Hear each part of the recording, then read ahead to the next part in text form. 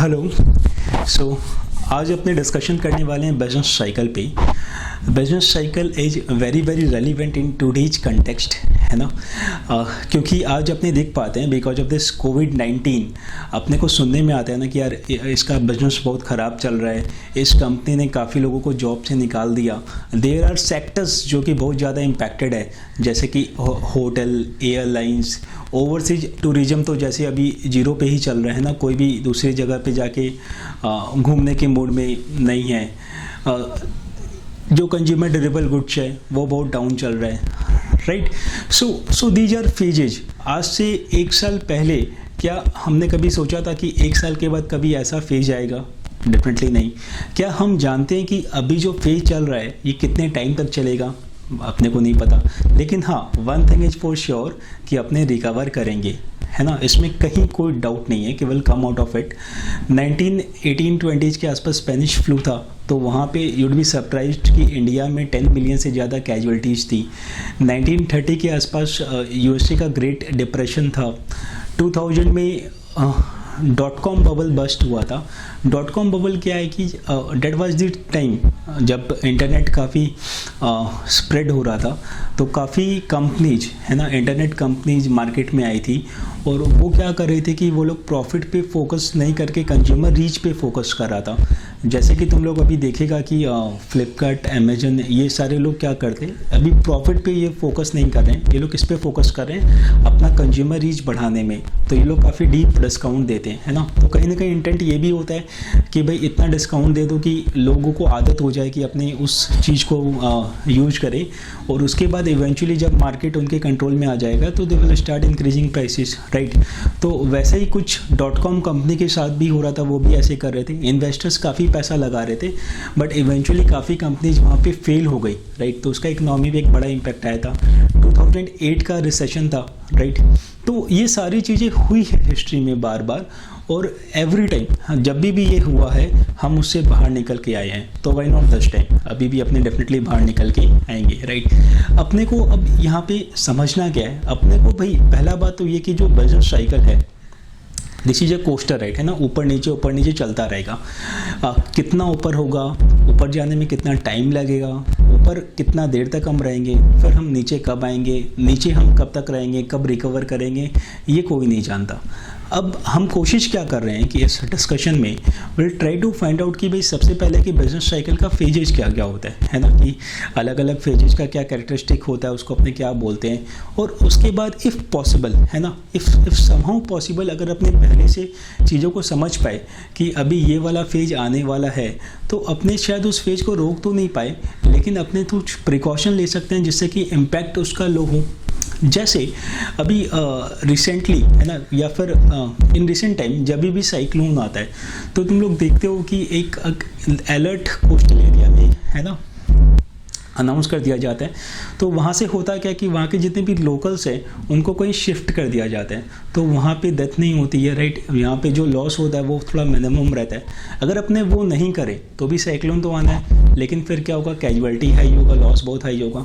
लेकिन अगर अपने पहले से ही right, if we can check कि भाई साइक्लोन आने वाला है, we can take some precautionary measure, तो क्या होगा, जो नुकसान है वो कम होगा। सो यही काम अपने को यहाँ पे करना है। से अपने साइक्लोन को अपने कैसे चेक कर पाते हैं, तो साइक्लोन को चेक करने के लिए, है ना, देयर वेदर इंडिकेटर्स। तुम लोग इस पर डिटेल सर्च कर सकते हो, बट कभी भी साइक्लोन या कोई भी स्टॉर्म आने वाला होता है तो जितने भी एनिमल्स होते हैं ना उस एरिया में, उनकी एक्टिविटीज़ में एक सिग्निफिकेंट चेंज दिखाई देता है, तो उनको भी पहले से पता चल जाता है कि कुछ होने वाला है। तो वहाँ से भी हम लोग उनको ऑब्जर्व करके वी कैन फाइंड आउट कि हाँ भाई कुछ गड़बड़ होने वाला है। देन राइट, सो इसको अपने बोलते हैं क्या, इंडिकेटर्स। तो वैसे इकोनॉमिक इंडिकेटर्स होता है जिससे कि हम ये आइडेंटिफाई कर पाएंगे कि आने वाले टाइम में जो इकोनॉमी है उसका थोड़ा सा ख़राब फेज आने वाला है, और उसके बाद we can accordingly plan out कि अब क्या करना है। Fine. So business cycle is an independent topic and इसका वेटेज इज कंप्लीट 10 मार्क्स। तो ये छोटा सा सिंपल सा टॉपिक अगर अपने अच्छे से कर लेते हैं तो अपना इकोनॉमिक्स का 10 मार्क्स पक्का हो गया। अगेन इकोनॉमिक्स का जो पेपर है वो 2 पार्ट में डिवाइडेड है, राइट। 60 BC इकोनॉमिक्स, 40 BC के, बहुत ही छोटा सा अच्छा सिलेबस है।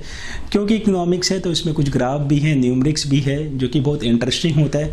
एंड अगेन क्योंकि इकोनॉमिक्स है तो अपने इसको डेली लाइफ से रिलेट कर पाते हैं। एक और चीज़ जस्ट मैं वापस से बोलना चाहूँगा कि अभी से ट्राई करो कि अपने इकोनॉमिक टाइम्स, राइट, इन टाइप के पेपर्स को पढ़े, उन आर्टिकल्स को रीड करें। खाली रीड नहीं करें, उनमें जो जो टर्म्स है अगर अपने को नहीं उसका मतलब पता तो उसको गूगल करें, अपने डिस्कस कर सकते हैं, right. We can have different sessions on those topics, but शुरू करो।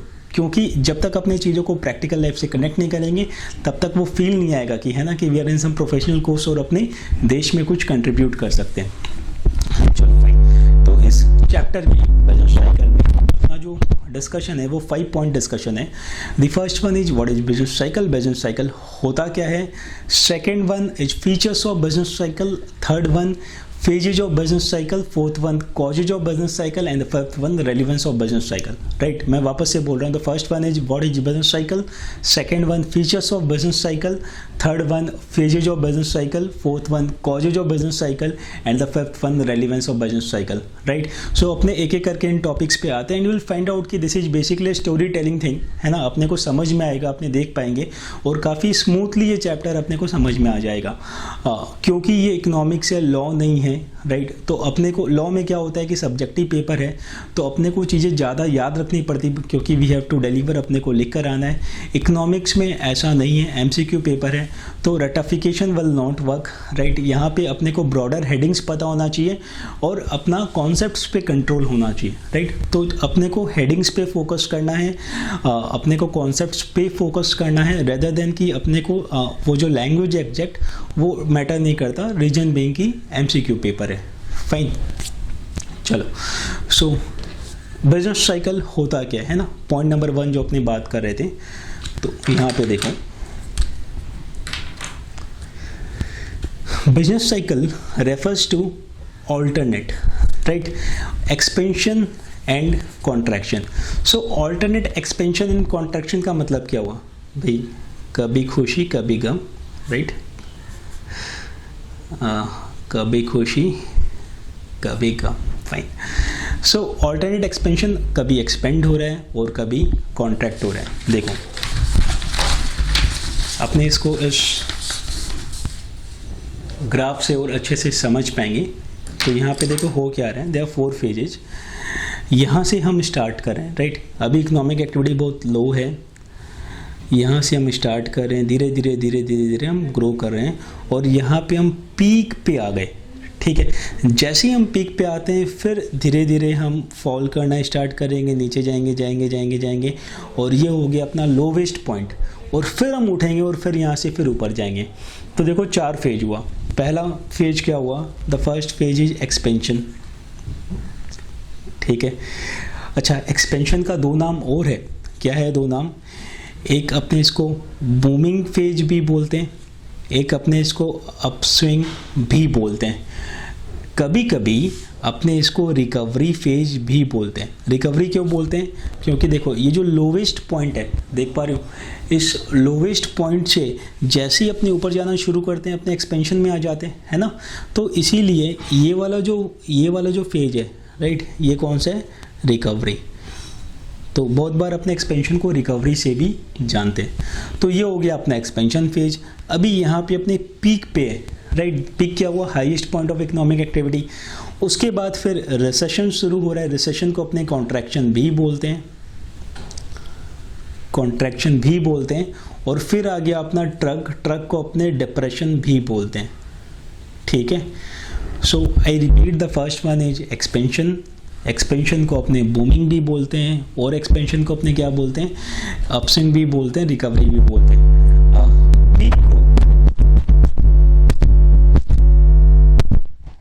पीक को बूम भी बोलते हैं, राइट। सो बूमिंग मतलब एक्सपेंशन एंड पीक मतलब बूम। सो कभी भी अब देखो अपना MCQ है ना, तो बहुत बार क्वेश्चंस वैसे होते हैं कि अपने को थोड़ा सोचना पड़ता है कि ऑप्शंस बहुत ज़्यादा क्लोज होते हैं।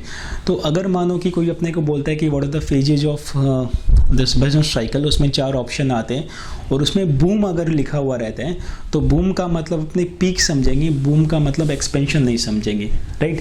क्योंकि बूम का मतलब क्या हुआ, right, we are at top, तो वो पीक हो गया। एक्सपेंशन मतलब बूमिंग हो गया। तो कहीं कहीं पे ये सारी चीज़ें जहाँ भी थोड़ी सी कॉन्फ्लिक्टिंग होगी, I will let you no.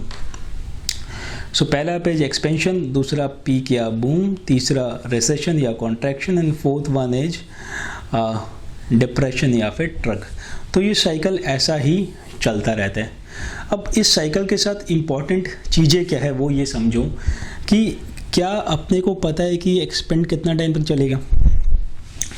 We don't know, है ना भाई। अभी ये ग्रोथ हो रही है, इकोनॉमी की ग्रोथ हो रही है। अच्छा, ये जो भी अपने डिस्कशन कर रहे हैं ना, ये अपने किसी इंडिविजुअल या कंपनी की बात नहीं कर रहे, यहाँ पे डिस्कशन इकोनॉमी का हो रहा है।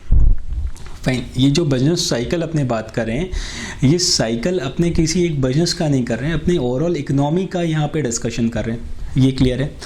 अब देखो, इकोनॉमी अभी ग्रो कर रहा है, फाइन, कब तक ग्रो करेगा नहीं पता। तुम लोग देख सकते हो आज से, है ना, बहुत पहले 1700s में अमेरिका का कोई वजूद ही नहीं था, राइट। और आज वो इकोनॉमिकली वर्ल्ड को रूल कर रहे हैं। Then you can find out कि भाई एक टाइम था जब जापान का पोजीशन बहुत ज़्यादा ख़राब हो गया था, but Japan bounced back, right. आज वो काफ़ी अच्छी पोजीशन पे है। चाइना का इकोनॉमी अभी थोड़ा हिला हुआ है। तो ये चीज़ें चलती रहती है, बट हम ये नहीं बोल सकते कि अगर कोई इकोनॉमी एक्सपेंड कर रहा है तो भाई वो कब तक करेगा, राइट। वो कर रहा है, लेकिन ये जो पीरियड है ना, ये अपने को नहीं पता। अच्छा, उसका मैक्सिमम क्या होगा वो अपने को नहीं पता, राइट। अब इसको ऐसे समझो, इसको जैसे कि शेयर मार्केट है, राइट। तो शेयर मार्केट में कोई स्टॉक का प्राइस बढ़ रहा है। रिसेंट एग्जांपल अपने लेते हैं रिलायंस इंडस्ट्री का स्टॉक, राइट। तो आज से 2-3 महीना पहले जब स्टॉक में एक मेजर फॉल आया था तो रिलायंस 950 टच किया था, ठीक है, RIL का स्टॉक प्राइस। वहाँ से वो ऊपर जाना शुरू किया। अभी वो ऊपर जाना शुरू किया तो वो 1000 पे आया, ठीक है, फिर 1050, 1100, 1150, वैसा करके 1450 तक गया, फाइन। तो अभी वो अपने थोड़ा सा इसे रिलेट करना, अगर अपने बोलते हैं वो एक्सपेंशन फेज में, एक्सपेंशन फेज मतलब मैं रिलायंस इंडस्ट्री की बात नहीं कर रहा, उसका स्टॉक प्राइस का, ठीक है, वो ग्रोइंग फेज में, तो उसका क्या पीक होगा ये नहीं पता ना। वो ग्रो कर रहा है, राइट। फिर उसका एक पीक होगा, फिर वहाँ से वो नीचे आएगा, फिर उसका लोवेस्ट पॉइंट होगा, फिर वो ऊपर जाएगा। तो सेम विद इकोनॉमी, तो ये डेफिनेटली ऊपर नीचे तो होगा, लेकिन कब होगा नहीं पता। कितना ऊपर जाके फिर नीचे आएगा ये भी नहीं पता, ठीक है। तो ये हो गया एक्सपेंशन फेज, ये हो गया पिक, फिर हो गया रिसेशन।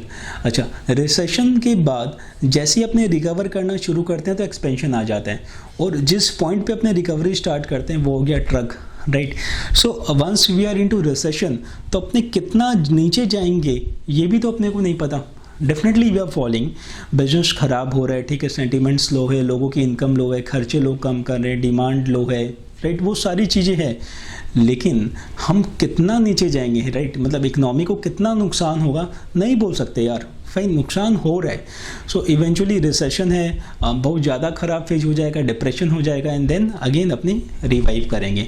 सो बिजनेस साइकिल में ये तो समझ में आता है कि भाई ये साइकिल है, ये ऐसे काम करता है। क्या नहीं समझ में आता है कि कौन सा फेज कितने टाइम तक चलेगा, राइट, उसका क्या लेंथ होगा, उसका क्या इम्पैक्ट होगा, वो अपने को नहीं पता। लेकिन इसका जो इम्पैक्ट है वो अलग अलग सेक्टर पे अलग अलग होता है, राइट। इंडीड हर रिसेशन के साथ कुछ अपॉर्चुनिटी भी आती है। देयर आर फ्यू सेक्टर्स जो कि वहाँ पे, मतलब वो जो रिसेशन वाला फेज होता है उसमें भी कुछ अच्छा कर पाते हैं।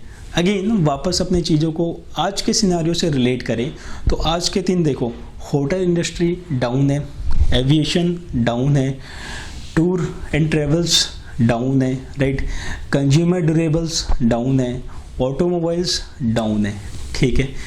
कहाँ पे इम्पैक्ट कम आया, जितने भी एसेंशियल्स है जैसे कि दवाई वगैरह हो गया, है ना, देन अपना फूड सेक्टर, फूड में नॉट रेस्टोरेंट एंड होटल, लेकिन फूड ग्रेन का अगर अपने बात करें, राइट, आटा चावल गेहूँ ये तो आदमी खाएगा ही, तो यहाँ पे इम्पैक्ट नहीं है। सो कुछ सेक्टर्स थे जहाँ पे इम्पैक्ट बहुत हाई है, कुछ सेक्टर्स है जहाँ पे इम्पैक्ट नहीं है, और एक नया इंडस्ट्री जो यहाँ से निकल के आ रहा है वो क्या है, वो है सैनिटाइजर इंडस्ट्री, राइट। सो आज के दिन तुम देखना कि अपने इंडिड फ्रेंड सर्कल में अपने देख पाएंगे कि भाई सैनिटाइजर्स या फिर ग्लोव्स या फिर फॉग डिवाइस जो कि जो सैनिटाइजर है उसको एकदम माइक्रो ड्रॉप्स में कन्वर्ट कर देते हैं, राइट। देन ऑफिस सैनिटाइजर्स, वो तो बहुत सारे प्रोडक्ट इस कैटेगरी में लॉन्च हो रहे हैं हाइजीन को लेके। तो रिसेशन का टाइम चल रहा है, इकोनॉमी लो है, बट अगेन एक नया होप इस सेक्टर में दिखाई दे रहा है। तो ये हमेशा होता है।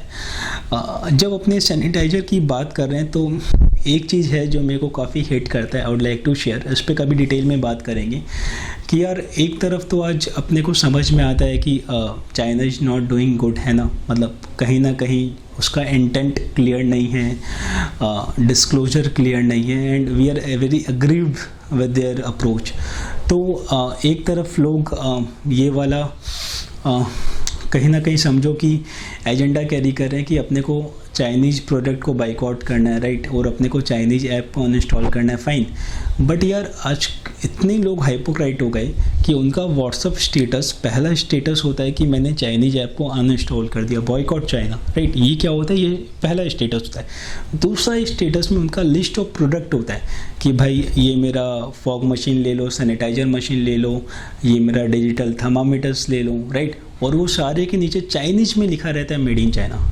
तो यार एक तरफ तो तुम बोलते हो कि चाइनीज़ ऐप हटा दो, राइट, बॉयकॉट चाइना, और दूसरी तरफ तुम खुद बोल रहे हो कि भाई ये चाइना का बना हुआ ये सारा सामान है, तुम मेरे से परचेज कर लो। तो सोचो यार अपने लोग क्या हो गए, है ना। Coming back to this thing, तो बिजनेस साइकिल क्या है, alteration of expansion and contraction economic activity का। सो इकोनॉमिक एक्टिविटी या इकोनॉमिक इंडिकेटर्स क्या क्या है, आउटपुट हो गया, एम्प्लॉयमेंट हो गया, ग्रॉस नेशनल प्रोडक्ट हो गया, इन्वेस्टमेंट्स हो गया, इंटरेस्ट रेट्स हो गया, ये सारी चीज़ें।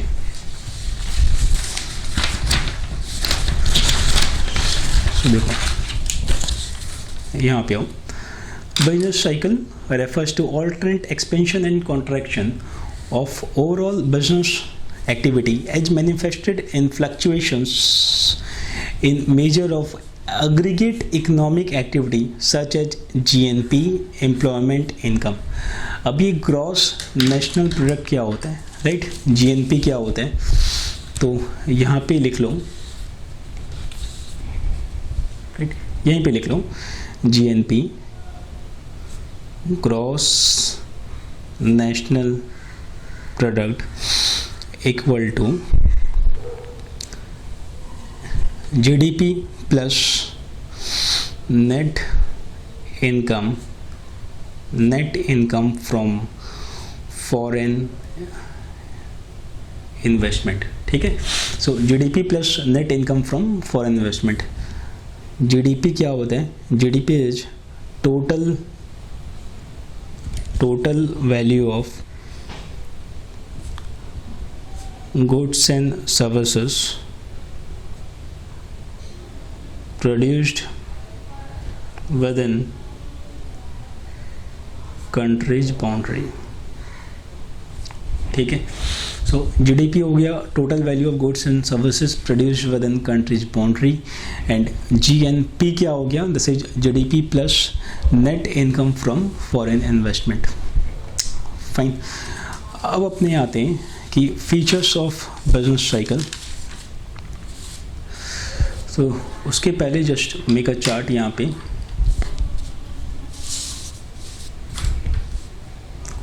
एक चार्ट बनाओ, यहाँ पे लिखो ट्रेड साइकिल, ठीक है। सो दो तरह का पीरियड होता है, एक होता है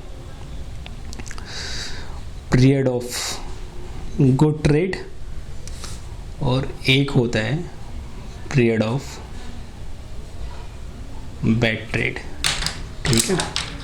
so good times, bad times. Period of good trade के अंदर क्या होता है, राइजिंग प्राइसेस, लो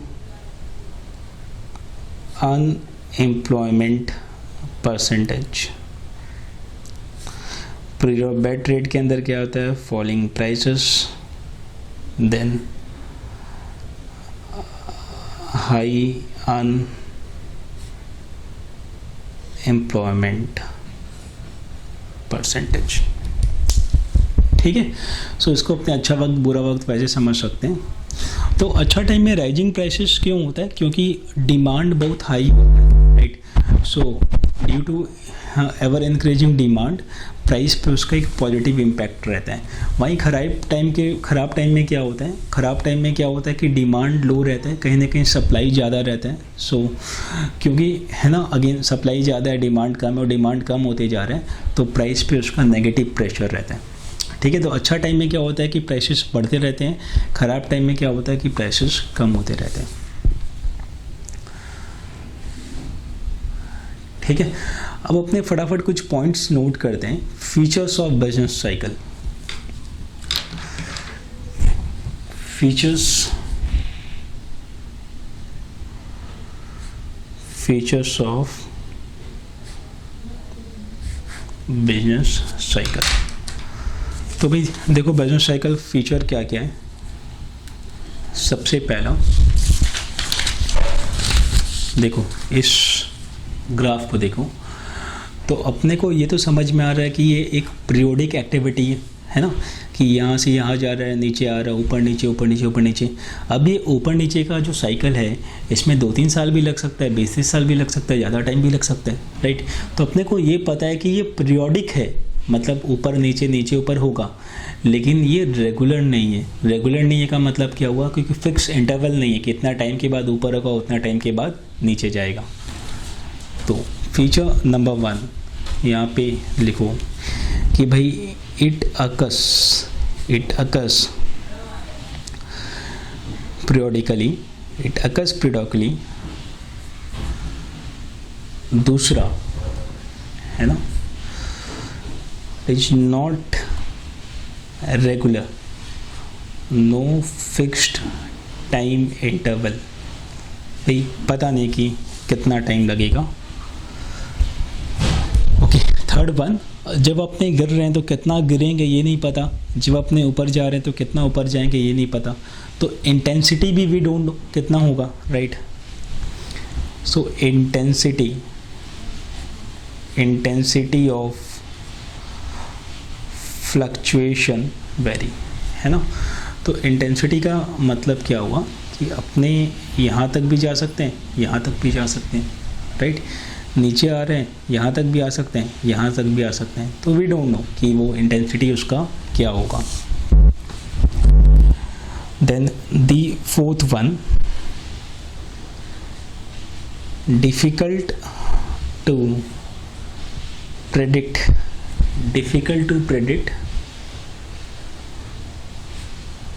टर्निंग पॉइंट्स। टर्निंग पॉइंट का मतलब क्या हुआ, टर्निंग पॉइंट का मतलब होता है पीक और ट्रक। देखो यहाँ पे ये जो पीक है, राइट, ये टर्निंग पॉइंट है, और ये जो ट्रक है नीचे वाला पॉइंट, ये क्या हो गया, टर्निंग पॉइंट।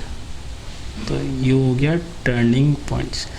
अब डायरेक्ट एमसीक्यू जाते हैं कि बताओ भाई टर्निंग पॉइंट क्या होता है। अपने को ऑप्शन दे दिया, पीक दे दिया अपने को, ठीक है, one of the option.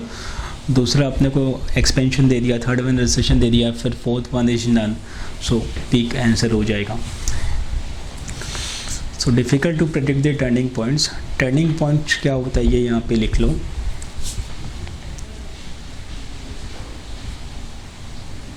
Turning points का मतलब हुआ एक तो पीक का मतलब क्या हुआ, बूम, या फिर ट्रक का मतलब क्या हुआ, depression. So these are the turning points, ठीक है। फिफ्थ वन, जब भी बिजनेस साइकिल में कुछ अच्छा होता है या कुछ ख़राब होता है, तो उसका जो इफ़ेक्ट है वो सारी इकोनॉमिक एक्टिविटी में देखने को मिलता है ना। मतलब कभी भी बिजनेस साइकिल में कुछ भी अच्छा या ख़राब होता है तो उसका जो इम्पैक्ट है वो ऐसा नहीं कि 1-2 एक्टिविटी तक लिमिटेड रहता है। जनरली उसका इम्पैक्ट अपने सारे एक्टिविटी पे देख पाते हैं। तो यहाँ पे लिखूँ फिफ्थ वन, है ना,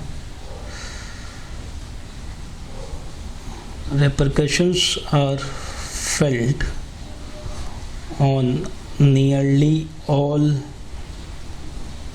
economic variables. क्या क्या है? Output, employment, investment, consumption, interest,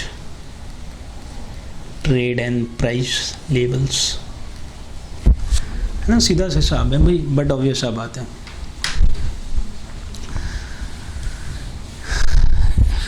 right कि भाई अगर तेज आंधी आ रही है तो उसका फ़र्क तो भाई घास को भी पड़ेगा, पेड़ को भी पड़ेगा और बिल्डिंग्स को भी पड़ेगा। राइट अब हर किसी का इंडिविजुअल स्ट्रेंथ के ऊपर डिपेंड करता है कि वो उसको कितना सर्वाइव कर पाएगा। तो वैसे ही अपना कभी भी बिजनेस साइकिल में चेंज होता है तो जितने भी इकोनॉमिक वेरिएबल्स होते हैं उन सब में अपने को कुछ ना कुछ हिला हुआ दिखाई देता है। ठीक, क्या क्या है? आउटपुट है, एम्प्लॉयमेंट है, इन्वेस्टमेंट है, कंजम्पशन, इंटरेस्ट। तो this list is indicative not exhaustive. Right मतलब और जितने भी इकोनॉमिक वेरिएबल्स हैं उन सब में अपने को कुछ ना कुछ दिखाई देता है। सिक्स्थ वन अब देखो, अगर ऐसा होता है कि अपना कोई एक इंडस्ट्री में इम्पैक्ट आता है, ठीक है ना, कोई एक इंडस्ट्री में इम्पैक्ट आता है, तो सोचो कि बाकी इंडस्ट्री में इम्पैक्ट आएगा कि नहीं, या कोई एक देश में इम्पैक्ट आता है तो बाकी देश में इम्पैक्ट आएगा कि नहीं। आज के दिन तो हर कोई कनेक्टेड है ना, कोई इंडिपेंडेंट नहीं है। तो कहीं भी अगर एक जगह इम्पैक्ट आता है, जैसे कि अगर यूएस का मार्केट डाउन है, राइट, या फिर चाइना का मार्केट डाउन है, या फिर यूरोपियन मार्केट डाउन है, तो उसका इम्पैक्ट इंडियन मार्केट पे आना ही आना है, because we all are connected और कहीं ना कहीं है ना, हम लोग एक साथ ही काम कर रहे हैं। सिमिलरली अगर अपने थोड़ा सा माइक्रो लेवल पे चीज़ों को समझे तो जैसे समझो कि अभी होटल इंडस्ट्री में इम्पैक्ट आ गया, तो होटल इंडस्ट्री में इम्पैक्ट अगर आता है तो क्या होगा कि होटल सेक्टर में जितने लोग भी काम कर रहे हैं उनकी तो वॉट लगी, राइट, क्योंकि जो बिजनेस कर रहे हैं उनके पास पैसा नहीं आ रहा है तो अपने वो एम्प्लॉय को निकालेंगे या एम्प्लॉय की सैलरी कट करेंगे, तो एम्प्लॉय पे इम्पैक्ट आया। अब होटल सेक्टर में जो लोग सप्लाई कर रहे थे, है ना, उन पे फ़र्क पड़ गया, तो वो जहाँ से सप्लाई रहे थे उन पे फ़र्क पड़ गया। राइट सो कहीं भी कुछ भी हिलता है तो उसका एक इम्पैक्ट सब जगह फील करता है। तो ऐसा नहीं है कि कोई भी एक्टिविटी इंडिपेंडेंट है, सब एक दूसरे से कनेक्टेड है। तो पॉइंट नंबर 6 क्या है कि business cycles are contagious and international. Business is no more local, so this is contagious and international. Seventh one, business cycles have serious consequences on the well-being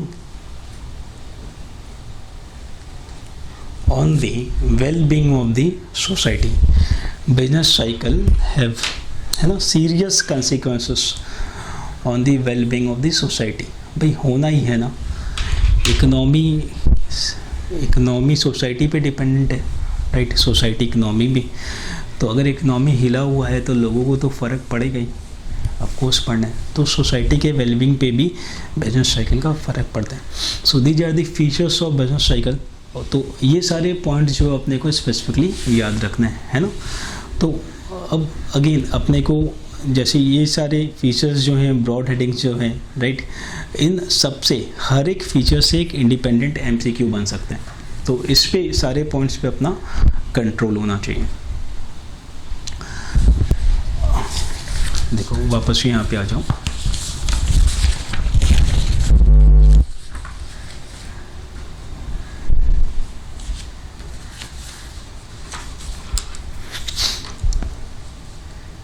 ठीक है, तो जो अपने फीचर्स का बात कर रहे थे वही यहाँ पे भी, this economic fluctuations are recurrent and occur periodically, बार बार होता है. These are the important points. Recurrent and occur periodically, that is they occur again and again but not always at regular interval. कोई टाइम फिक्स नहीं है. Nor are they of the same length, fix interval भी नहीं है. It has been observed that some business cycles have been long lasting for several years while others have been short ending in 2 to 3 years. ठीक है, जो अभी अपने सब बात कर रहे थे. तो ये अभी अपना डिस्कशन क्या था कि बिजनेस साइकिल होता क्या है, बिजनेस साइकिल के फीचर्स क्या है. Now will discuss phases of business cycle. तो फटाफट बताइए 4 फेज कौन से बिजनेस साइकिल के. The first one is expansion. Expansion का क्या क्या नाम है? एक्सपेंशन का नाम है बूमिंग, अपस्विंग. एक्सपेंशन को कभी कभी क्या बोलते हैं? रिकवरी भी बोलते हैं. एक्सपेंशन के बाद वाला फेज क्या होता है? पीक या फिर बूम. और उसके बाद क्या आता है? उसके बाद आता है रिसेशन, राइट. रिसेशन को कॉन्ट्रैक्शन भी बोलते हैं. और फिर रिसेशन के बाद फिर क्या होता है? ड्रग या डिप्रेशन, है ना, which is the lowest point. और वहाँ से रिकवरी स्टार्ट होता है. तो कभी कभी हम बोलते हैं recovery is the fifth phase, और कभी कभी हम एक्सपेंशन रिकवरी को साथ में लेके चलते हैं. अगर कोई खाली बूम बोलता है तो बूम का मतलब क्या हुआ? पीक. ठीक, बूम मतलब पीक. तो एक्सपेंशन ऑल्सो कॉल्ड बूम. तो ये अपने बुक में भी एक्चुअली बूम लिखा हुआ है, तो इसलिए मैंने यहाँ पे इसको बूम रखा. तो ये बूम नहीं होगा, ये हो जाएगा बूमिंग. ठीक है, ये हो जाएगा बूमिंग.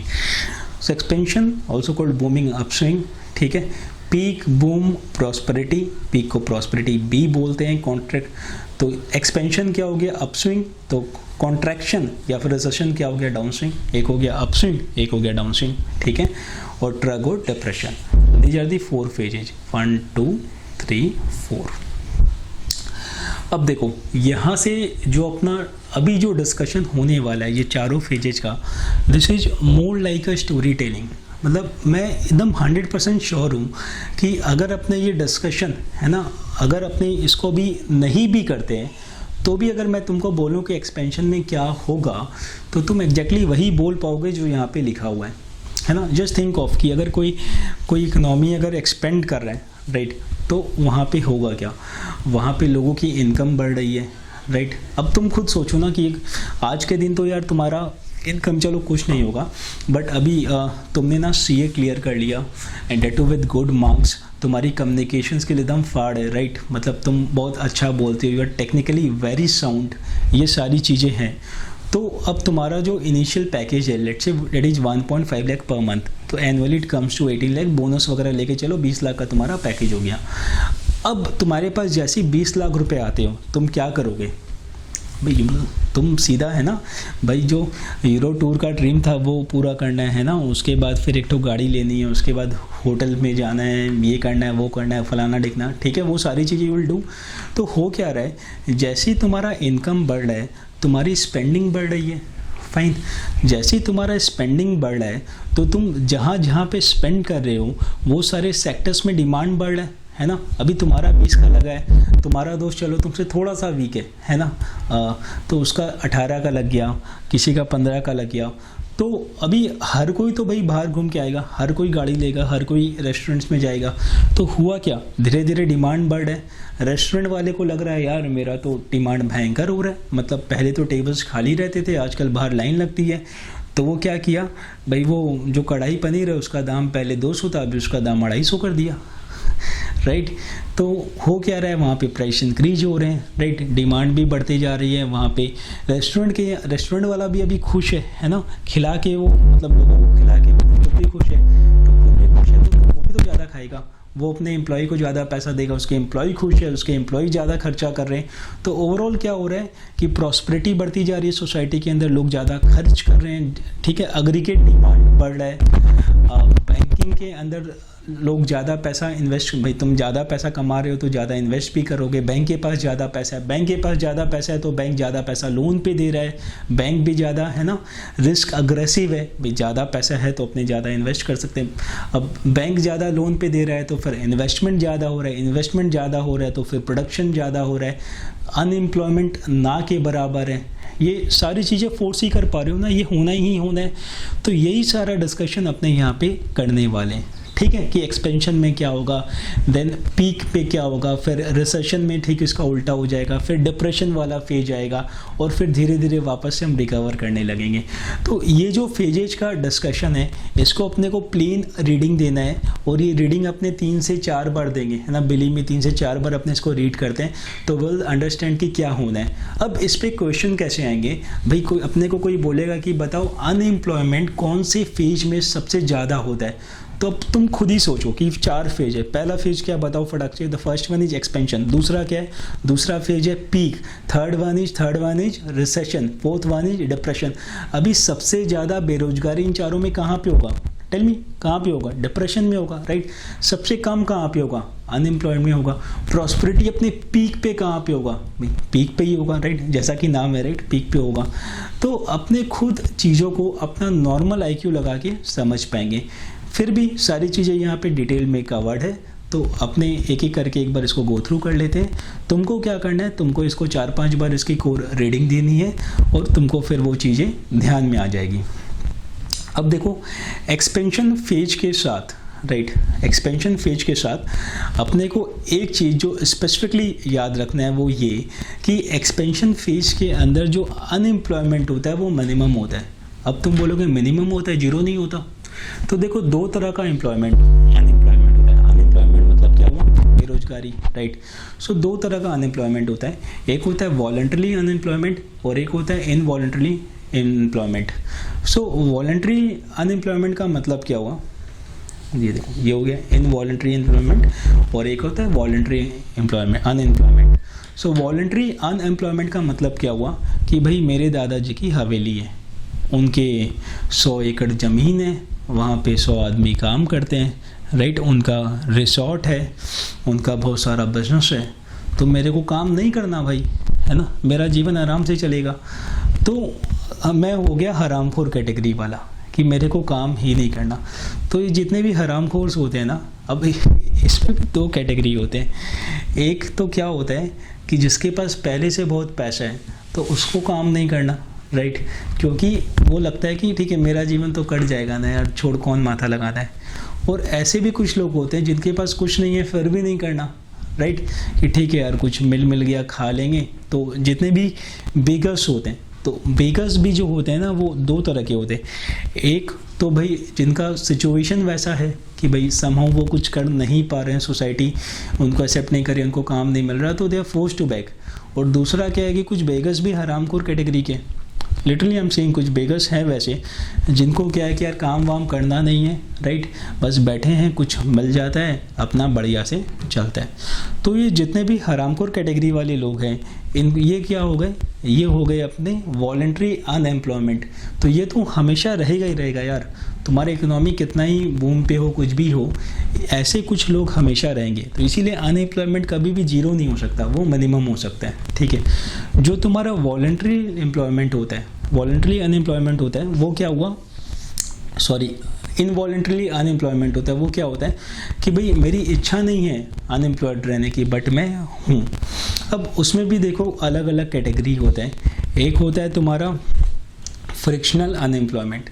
तो फ्रिक्शनल अनएम्प्लॉयमेंट का मतलब क्या हुआ कि मानो कि अपना ना दुर्गापुर में प्लांट है, तो वहाँ पे अभी क्या है कि वर्कर्स ने स्ट्राइक कर दिया कि चौलवे ना, ठीक है। तो अगर अभी चौलवेना वाला चीज़ चलता है तो उस चक्कर में क्या होगा, फैक्ट्री बंद रहेगा थोड़ा दिन तक। अब फैक्ट्री अगर बंद रहेगा तो उस टाइम तक जो लोग अनएम्प्लॉयड रहेंगे वो क्या हो गया, वो फ्रिक्शनल अनएम्प्लॉयड के कैटेगरी में आ गया। अच्छा, कभी कभी क्या होता है कि यार अपने को लगता है कि अपने को ये काम नहीं करना, अपने को दूसरा काम करना है ना। तो अगर अपना जॉब चेंज कर रहे हैं, मतलब ऐसा नहीं कि अपने जॉब कर रहे हैं करते करते दूसरे जॉब में चल गए, ऐसा कि अपने जॉब को छोड़ दिए और फिर अपने दूसरा जॉब स्टार्ट करें, तो वो जो फेज होगा वो फ्रिक्शनल अनएम्प्लॉयमेंट वाली सिचुएशन में आ जाएगा। एक होता है स्ट्रक्चरल अनएम्प्लॉयमेंट। स्ट्रक्चरल का मतलब क्या हुआ कि इकोनॉमी में स्ट्रक्चर चेंजेज आ रहे हैं। स्ट्रक्चरल चेंजेज जैसे कि टेक्नोलॉजी में कुछ चेंज आ रहा है। अब देखो यहाँ पे एक बहुत काम की चीज़ बता रहा हूँ।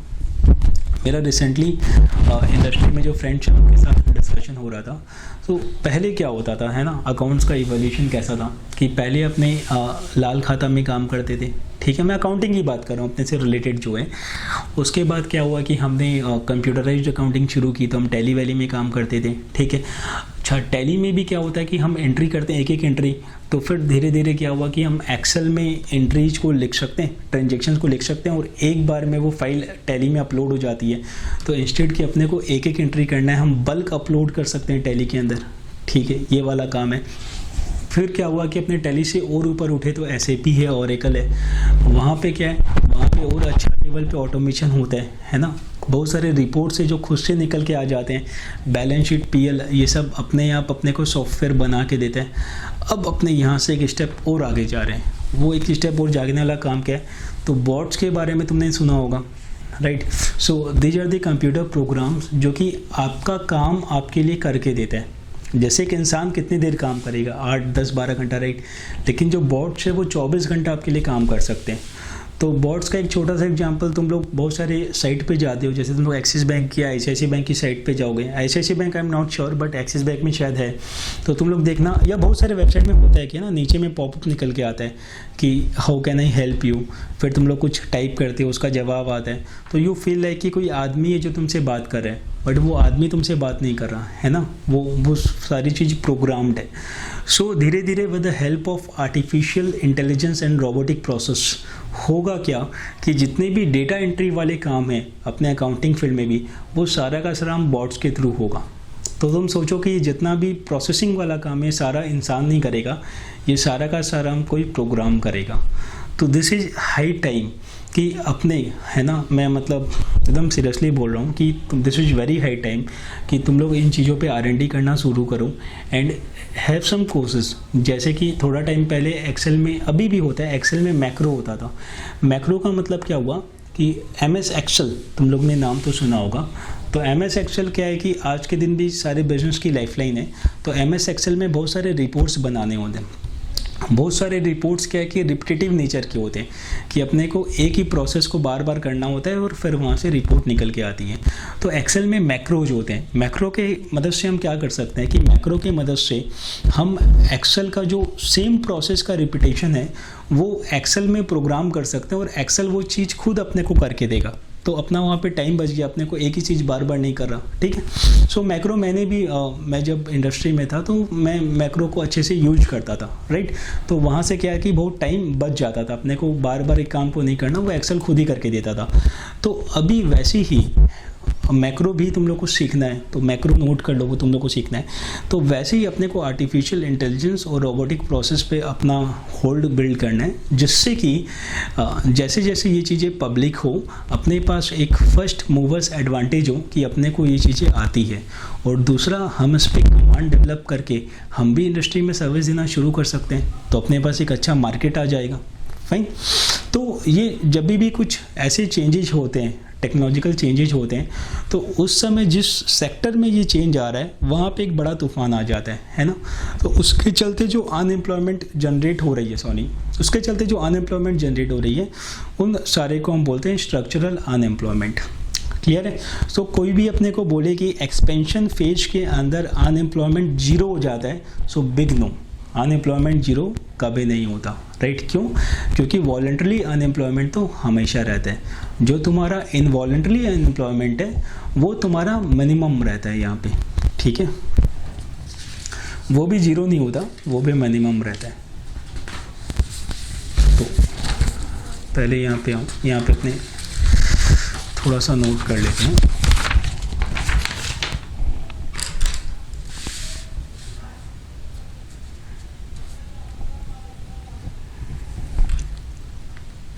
अपनी बात कर रहे हैं फेजेज ऑफ बिजनेस साइकिल की, है ना। और जो पहला वाला फेज है वो क्या है? एक्सपेंशन। तो यहाँ पे लिखो इन एक्सपेंशन फेज, है ना, लेवल ऑफ अनएम्प्लॉयमेंट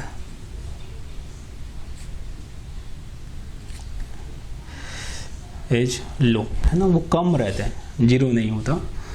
अब यहाँ पे जो अनएम्प्लॉयमेंट है उसको अपने दो कैटेगरी में डिवाइड कर रहे हैं। एक हो गया वॉलंटरली अनएम्प्लॉयमेंट और एक हो गया इनवॉलंटरली अनएम्प्लॉयमेंट। ठीक है, तो जो वॉलंटरी अनएम्प्लॉयमेंट वाला जो काम है इसमें लिख लो हराम खोल लो, ठीक है, जिनको काम ही नहीं करना है। वॉलंटरली इनवॉलंटरी अनएम्प्लॉयमेंट यहाँ पे दो होता है। एक होता है तुम्हारा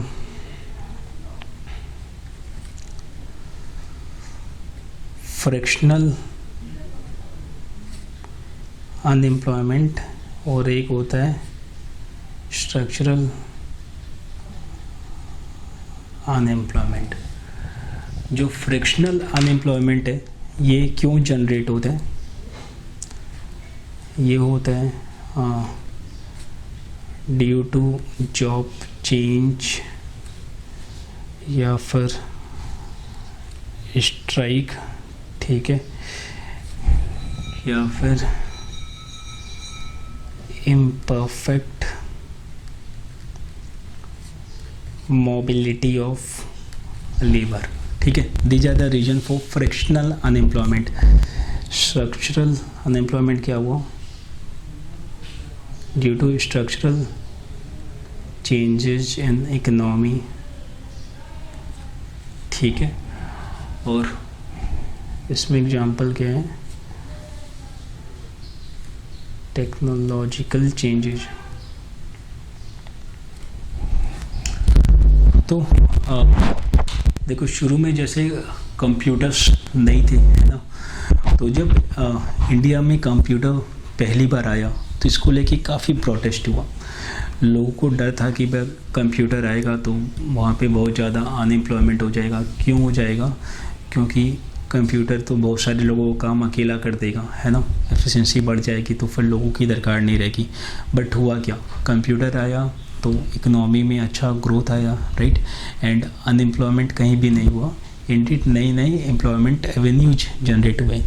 तो वैसे ही देखो टेक्निकल जितने भी ये टेक्नोलॉजिकल चेंजेज है ये तो आने ही हैं। तो जितने भी टेक्निकल चेंजेज आते हैं तो इसके चलते कुछ अनएम्प्लॉयमेंट आता है, डेफिनेटली आता है, बट इसके साथ नई अपॉर्चुनिटीज भी आती है। तो अपने को हर बार अपने को जब भी कोई नया अपॉर्चुनिटी आएगा अपने को बाउंस बैक करना है, राइट, अपने को वापस से अपने आप को गियर अप करना है कि अपने उस एरिया को एक्सप्लोर कर पाए। और ये टेक्नोलॉजिकल चेंज नहीं है, ये चेंज अपने प्रोफेशन में तो जैसे मानो टैक्सेस में या फिर लॉ में हमेशा आता रहता है। तो अभी जैसे जीएसटी आया था, है ना, तो जीएसटी आने के साथ ही जो सेल टैक्स वगैरह था सब ख़त्म हो गया। अब जब जीएसटी आया तो एक बहुत बड़ा मार्केट क्रिएट हो गया प्रैक्टिस के लिए, क्योंकि हर किसी को जीएसटी का रजिस्ट्रेशन करवाना है, जीएसटी के रिटर्न्स भरने हैं, राइट, फिर जीएसटी के हिसाब से असेसमेंट करवाना है। तो ये सारा काम करने के लिए एक बहुत बड़ा वैक्यूम था मार्केट में। तो कितनी अपॉर्चुनिटीज़ यहाँ पे क्रिएट हुई। लेकिन इसके साथ ही जो पुराने लोग थे, है ना, जो पुराने प्रैक्टिशनर्स थे जो कि नया चीज़ सीखने के लिए रेडी नहीं थे, वो कहीं ना कहीं आउट ऑफ मार्केट हो गए। क्योंकि उनको क्या है, अब थोड़ा सा जीएसटी सीखने का मन नहीं था, क्योंकि उसके लिए जो एफर्ट्स पुट करना है उसके लिए वो रेडी नहीं थे। तो क्या हुआ, उनके हाथ से काफ़ी बिजनेस चला गया, है ना। सो ये चेंज आने हैं, चेंज आने भी चाहिए। अपने को जितने बार भी चेंजेज आते हैं अपने को पहले से समझ के उसके लिए गियर अप करना है। तो वैसे ही ये जो आर्टिफिशियल इंटेलिजेंस और रोबोटिक प्रोसेस वाला चेंज आने वाला है, विच आई कैन क्लियरली फोरसी कि नेक्स्ट 5 to 10 ईयर्स में इसका बहुत भयंकर रोल होने वाला है। उसके लिए तुम लोग अभी से रेडी हो जाओ, ठीक है, जिससे कि वो चेंज आए तो अपने उस पर नेगेटिव इम्पैक्ट नहीं हो। Indeed we can lead the change और वहाँ से अपने नई अपॉर्चुनिटीज़ को क्रिएट कर पाए। सो ये अनएम्प्लॉयमेंट वाला पॉइंट था एक्सपेंशन में, जो कि ज़्यादा इम्पॉर्टेंट है। इसके साथ अभी जो मैं पहले बोल रहा था कि this is more like story telling, तो इसमें क्या क्या पॉइंट्स है देखो, ठीक है। The expansion phase is characterised by increase in national output, ठीक है, नेशनल आउटपुट यहाँ पे बढ़ रहा है, एम्प्लॉयमेंट बढ़ रहा है, aggregate demand, total demand in economy वो बढ़ रहा है, कैपिटल एंड कंज्यूमर एक्सपेंडिचर बढ़ रहा है, सेल्स में ग्रोथ है, प्रॉफिट में ग्रोथ है, rising stock prices, bank credit, सब कुछ बढ़िया हो रहा है ना, एवरीथिंग इज रोजी, ठीक है। तो ये सारी चीज़ें इंक्रीज हो रही हैं, ये सारी चीज़ें इंक्रीज हो रही है। This state continues till there is full employment of resources, ठीक है, till there is full employment of resources. इसको ऐसे समझो कि अगर अपने पास है ना अपने लोग पोटैटोज कल्टीवेट करते हैं, आलू की खेती है, सो अगर अपने पास आलू की खेती है और अपने वहाँ से चिप्स बना रहे हैं, ठीक है, तो अभी क्या है कि अपना उतना चिप्स नहीं बिकता था तो अपने आलू बेचते थे। अब तुम खुद ही बताओ कहाँ पे ज़्यादा कमाई होगा, चिप्स बेच के या आलू बेच के? ऑफ कोर्स चिप्स बेच के। सो अभी तुम थोड़ा चिप्स बेचते हो, अभी चिप्स का डिमांड बढ़ा तो तुम ज़्यादा चिप्स बेच रहे हो और ज़्यादा चिप्स बेच रहे हो और ज़्यादा चिप्स बेच रहे हो, लेकिन भाई जितना आलू है उतना ही तो चिप्स बेचोगे, राइट। तो कहीं ना कहीं तुम्हारा आलू एग्जॉस्ट हो जाएगा, तो तुम्हारा फिर क्या है कि जो तुम्हारा जो चिप्स प्रोडक्शन है उसका भी एक अपर कैप है, उसके ऊपर तुम नहीं जा सकते, right. So it may be so कि तुम और ज़मीन खरीद सकते हो और कल्टीवेट कर रहे हो, तो मैं एक बार उस पर नहीं जा रहा, बट कहीं ना कहीं रिसोर्स आर स्केयर। इकोनॉमिक्स का कभी भी डिस्कशन होता है तो अपने इस चीज़ से ही शुरू करते हैं ना कि economics is about allocation of resources, क्योंकि रिसोर्स तो स्केयर है कहीं ना कहीं।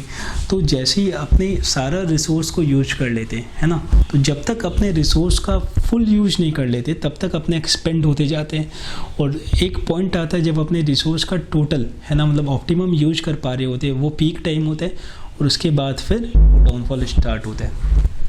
तो ये जो अपना एक्सपेंशन का फेज है कब तक चलता है? Till there is full employment of resources, production is at its maximum possible level using the available productive resources, but implied है involuntarily unemployment is almost zero. देखो ऑलमोस्ट जीरो है, ठीक है, ये जीरो नहीं है, ये ध्यान रखना ना, यहीं पे कैच है कि भाई एमसीक्यू में आ जाएगा कि इनवॉलंटरी एम्प्लॉयमेंट जीरो होता है, तो अपने बोलेंगे ना ना भाई जीरो नहीं होता, जीरो के थोड़ा सा बराबर होता है, मिनिमम होता है, लो होता है। And whatever unemployment is there is इधर frictional, that is due to change of job, suspended work due to strike, चॉल्वे ना, ठीक है, और due to imperfect mobility of labour, और structural, that is unemployment cause due to structural changes in economy. Structural changes का मतलब क्या हुआ? टेक्नोलॉजिकल चेंजेज, ठीक है। Prices and cost also tend to rise, price क्यों बढ़ता है अपने बात कर चुके हैं। Good amount of net investment occur, demand for all type of goods and services rises, ठीक है। सो नेट इन्वेस्टमेंट का मतलब क्या होता है, यहाँ पे लिखो net investment equal to gross investment minus depreciation, कि अपने टोटल जितना इन्वेस्टमेंट कर रहे हैं less net of depreciation is called net investment, ठीक है। सो एक्सपेंशन में सब कुछ बढ़िया हो रहे हैं, ठीक है ना। अब इसके बाद कौन सा फेज आता है? इसके बाद आता है अपना पीक फेज, ठीक है। तो पीक को अपने क्या बोलते हैं? प्रॉस्पेरिटी भी बोलते हैं और बूम भी बोलते हैं, बूम प्रॉस्पेरिटी। सो जो पीक फेज होता है वो रिलेटिवली छोटे टाइम के लिए होता है ना, क्योंकि मोस्ट ऑफ द टाइम अपने एक्सपेंड कर रहे होते हैं, फिर अपने थोड़ा टाइम के लिए पीक पे होते हैं, और उसके बाद राइट, मतलब रिलेटिवली जो पीक का टाइम होता है वो एक्सपेंशन से कम होता है, और उसके बाद भी स्टार्ट फॉलिंग। तो पीक में क्या होता है? The growth rate eventually slows down, ठीक है, after reaching its peak. The term peak refers to the top और the highest point of business cycle, right. इसको अपने टर्निंग पॉइंट भी बोलते हैं, याद है 2 टर्निंग पॉइंट था, एक था पीक एक था ट्रक, तो इसको अपने टर्निंग पॉइंट भी बोलते हैं।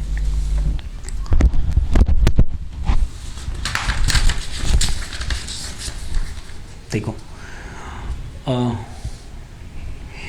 input price increases, output price also rises rapidly, leading to increased cost of living and greater strain on fixed income earners, right? अब देखो हो क्या रहा है, अपने जब बोल रहे हैं ना कि इकोनॉमी में everything is going good, prices वगैरह बढ़ रहे हैं, तो इकोनॉमी में हर किसी का जो इनकम है वो वेरिएबल नहीं होता है ना, कुछ लोगों का इनकम फिक्स टाइप का भी होता है। तो जो फिक्स इनकम कैटेगरी के लोग हैं, मतलब जिनका इनकम थोड़ा सा फिक्स है, उतना ज़्यादा इकोनॉमी से लिंक्ड नहीं है, दो तरह की इंडस्ट्री होती है।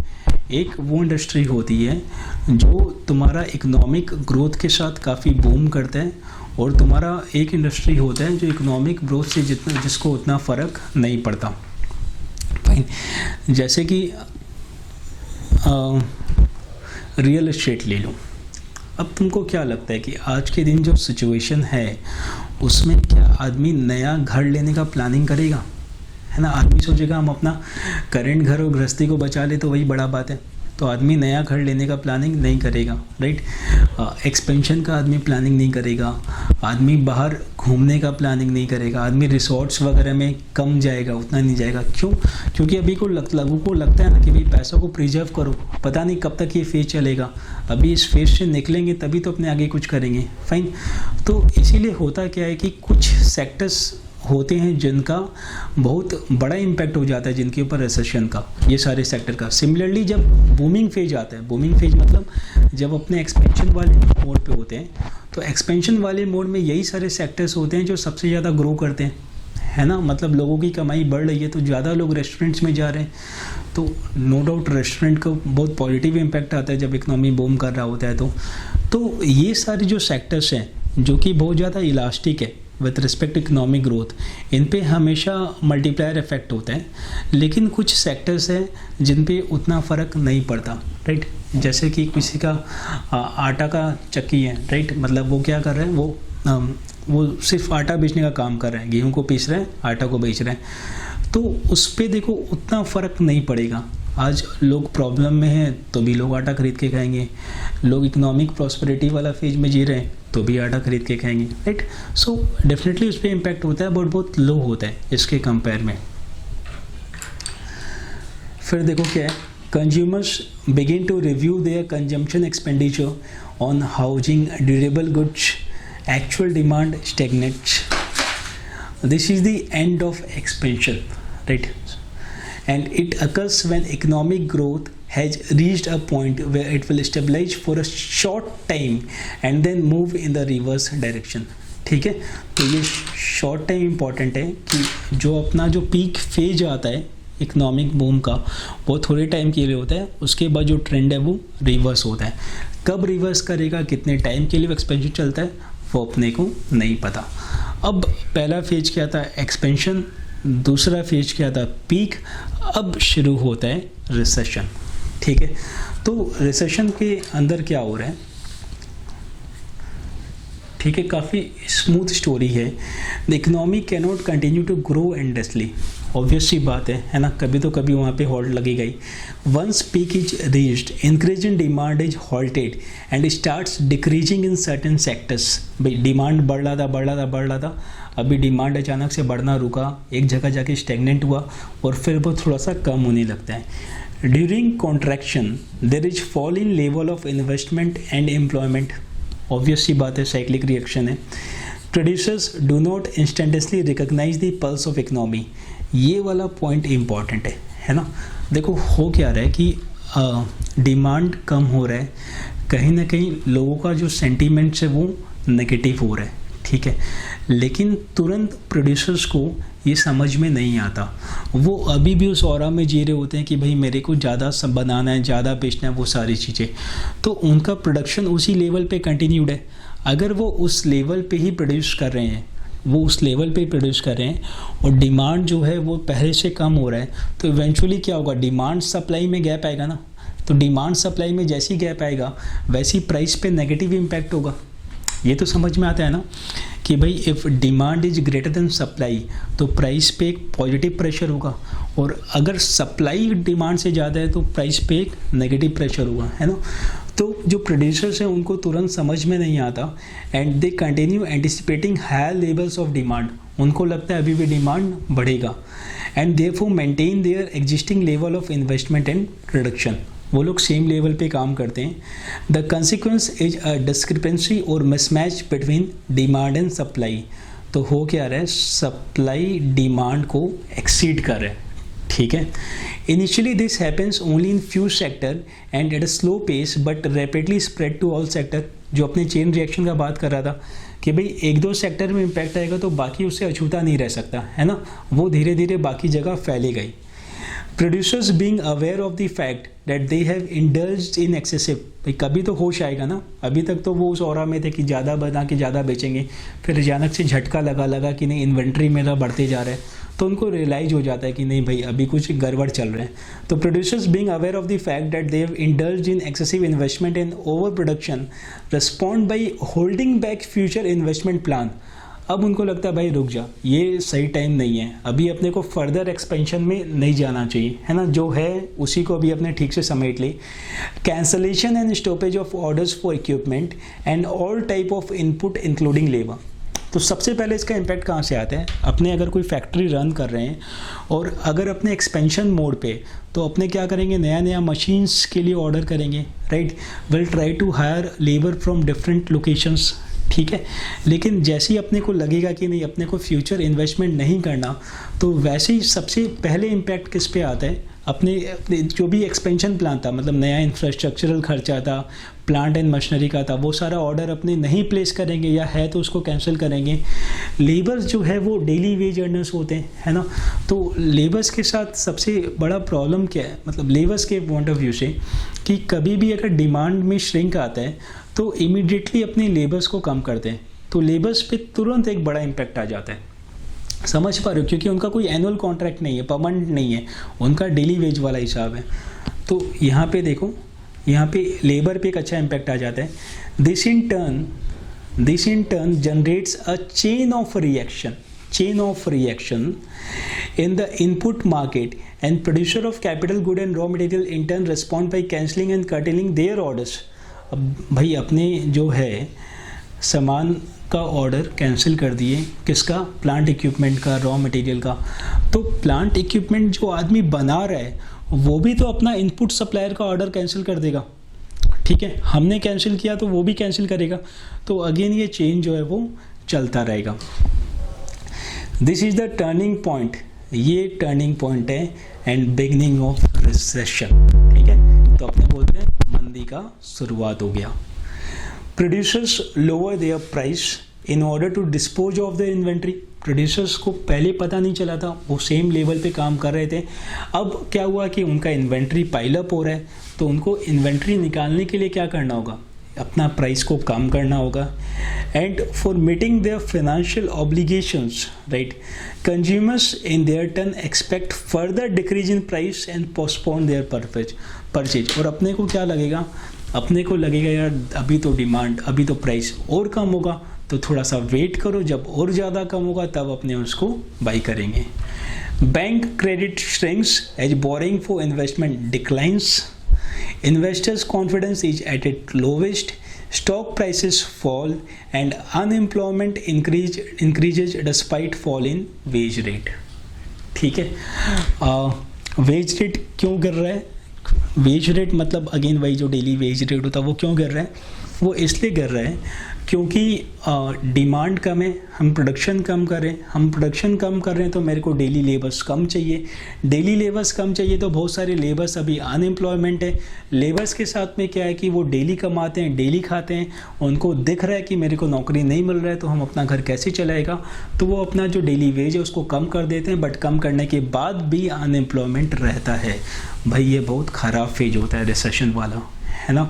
तो you can actually feel now, जो अपने इस रिसेशन का डिस्कशन को कर रहे हैं तुम लोग आधा घंटा है ना बैठ के सोचो, तो तुम लोग अपने आसपास देख पा रहे होंगे कि ऐसा बहुत लोग हैं जो इस चीज़ को एक्चुअली एक्सपीरियंस कर रहे हैं। Just think of in states जहाँ पे फैक्ट्रीज बंद हो चुकी है, लेबर्स वहाँ पे है, लेबर्स के पास है ना अभी रहने का नहीं है, खाने का नहीं है, वो लोग चल के दूसरे स्टेट में जा रहे हैं। क्यों जा रहे हैं वो लोग? अभी अपने सोचते होंगे पागल आदमी है ना, मतलब 1000 किलोमीटर पैदल चल के जा रहा है, क्योंकि भाई वो जहाँ पे रहता है वो आदमी उसको वहाँ पे रहने नहीं दे रहा है, वो उसको निकाल दिया वहाँ से, फाइन। उसके पास खाने का पैसा नहीं है, उसको जो पैसा मिल रहा है थोड़ा बहुत, उसका जो रिजर्व्स वगैरह है वो उसके गांव में है, तो उसको वहाँ से गांव तक जाना पड़ेगा जिससे कि वो फर्दर इस पीरियड को सस्टेन कर सके। तो वो मजबूर है कि वो वहाँ से वहाँ तक पैदल जाए, क्योंकि वो नहीं जाएगा तो भी वो वहाँ पे मरेगा, और जाएगा तो शायद रास्ते में मर जाए, राइट। तो तुम देख पा रहे हो थोड़ा सा कुआ खाई वाला सिचुएशन है यहाँ पे। तो ये जो रिसेशन वाला फेज होता है इसमें वो सारी चीज़ें जो एक्सपेंशन वाले फेज में अपने पॉजिटिव नोट पे बात कर रहे थे, वो सारा का सारा यहाँ पे नेगेटिव में चला जाता है ना। अब वही वाला बात है कि भाई कि हर रात के बाद फिर सवेरा है, तो रिसेशन होता है। रिसेशन बहुत एक्सट्रीम सीवियर रिसेशन जिसको अपने डिप्रेशन बोलते हैं, और उसके बाद फिर रिकवरी शुरू होता है। सो डिप्रेशन में क्या होता है? Depression is severe form of recession.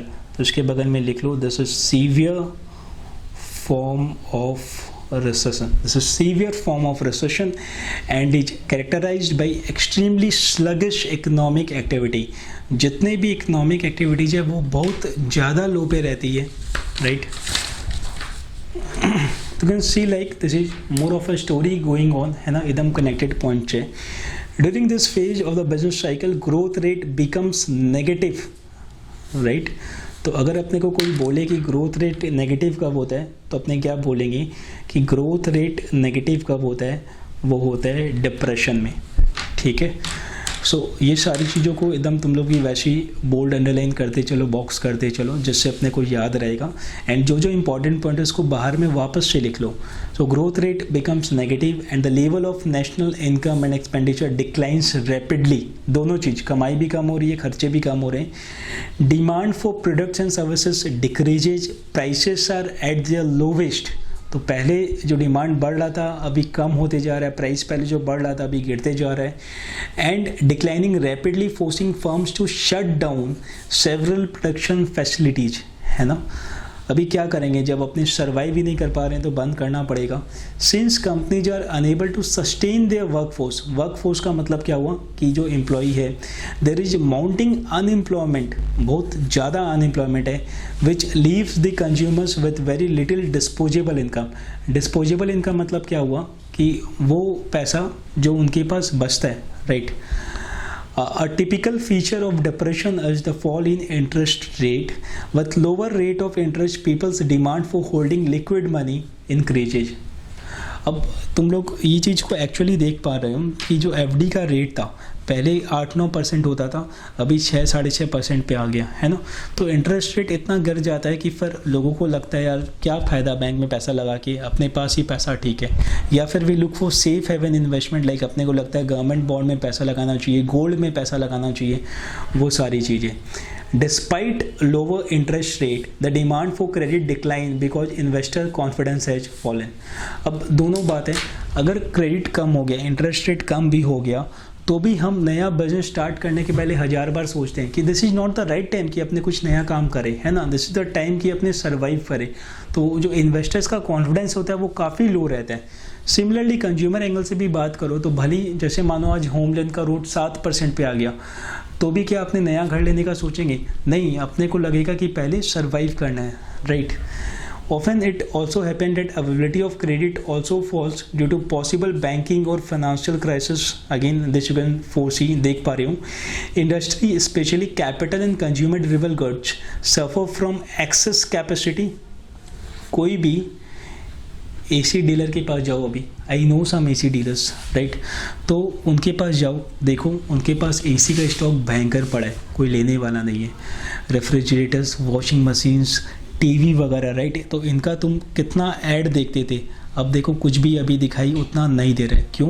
क्योंकि लोग नहीं इन्वेस्ट कर रहे हैं, नहीं अभी खर्चा कर रहे हैं कंज्यूमर ड्यूरेबल्स पे। large number of bankruptcies and liquidation significantly reduce the magnitude and trade and commerce. Bankruptcy and liquidations मतलब लोगों का दिवाला पिट रहे हैं. At the death of depression, all economic activity touched the bottom and phase of drug is reached. तो यहाँ पे देखो एग्जाम्पल दिया हुआ है कि 1929 से 33 तक बहुत बड़ा डिप्रेशन यूएसए से स्टार्ट हुआ था. So in the last you will find this things. जो .com बबल मार्केट क्रैश 2000 का अपने जो बात कर रहे थे और ग्रेट डिप्रेशन इन यूएसए, तो इनके बारे में बहुत डिटेल्ड अभी अपने को जानने की ज़रूरत नहीं है, नॉट इन सिलेबस, बट अपने को पता होना चाहिए कि वहाँ पे वैसा कुछ हुआ था और उसके बारे में थोड़ा सा ब्रीफ फैक्ट जो कि यहाँ पे है. फिर जैसे ही अपने लोवेस्ट पॉइंट पे रीच करते हैं, है ना,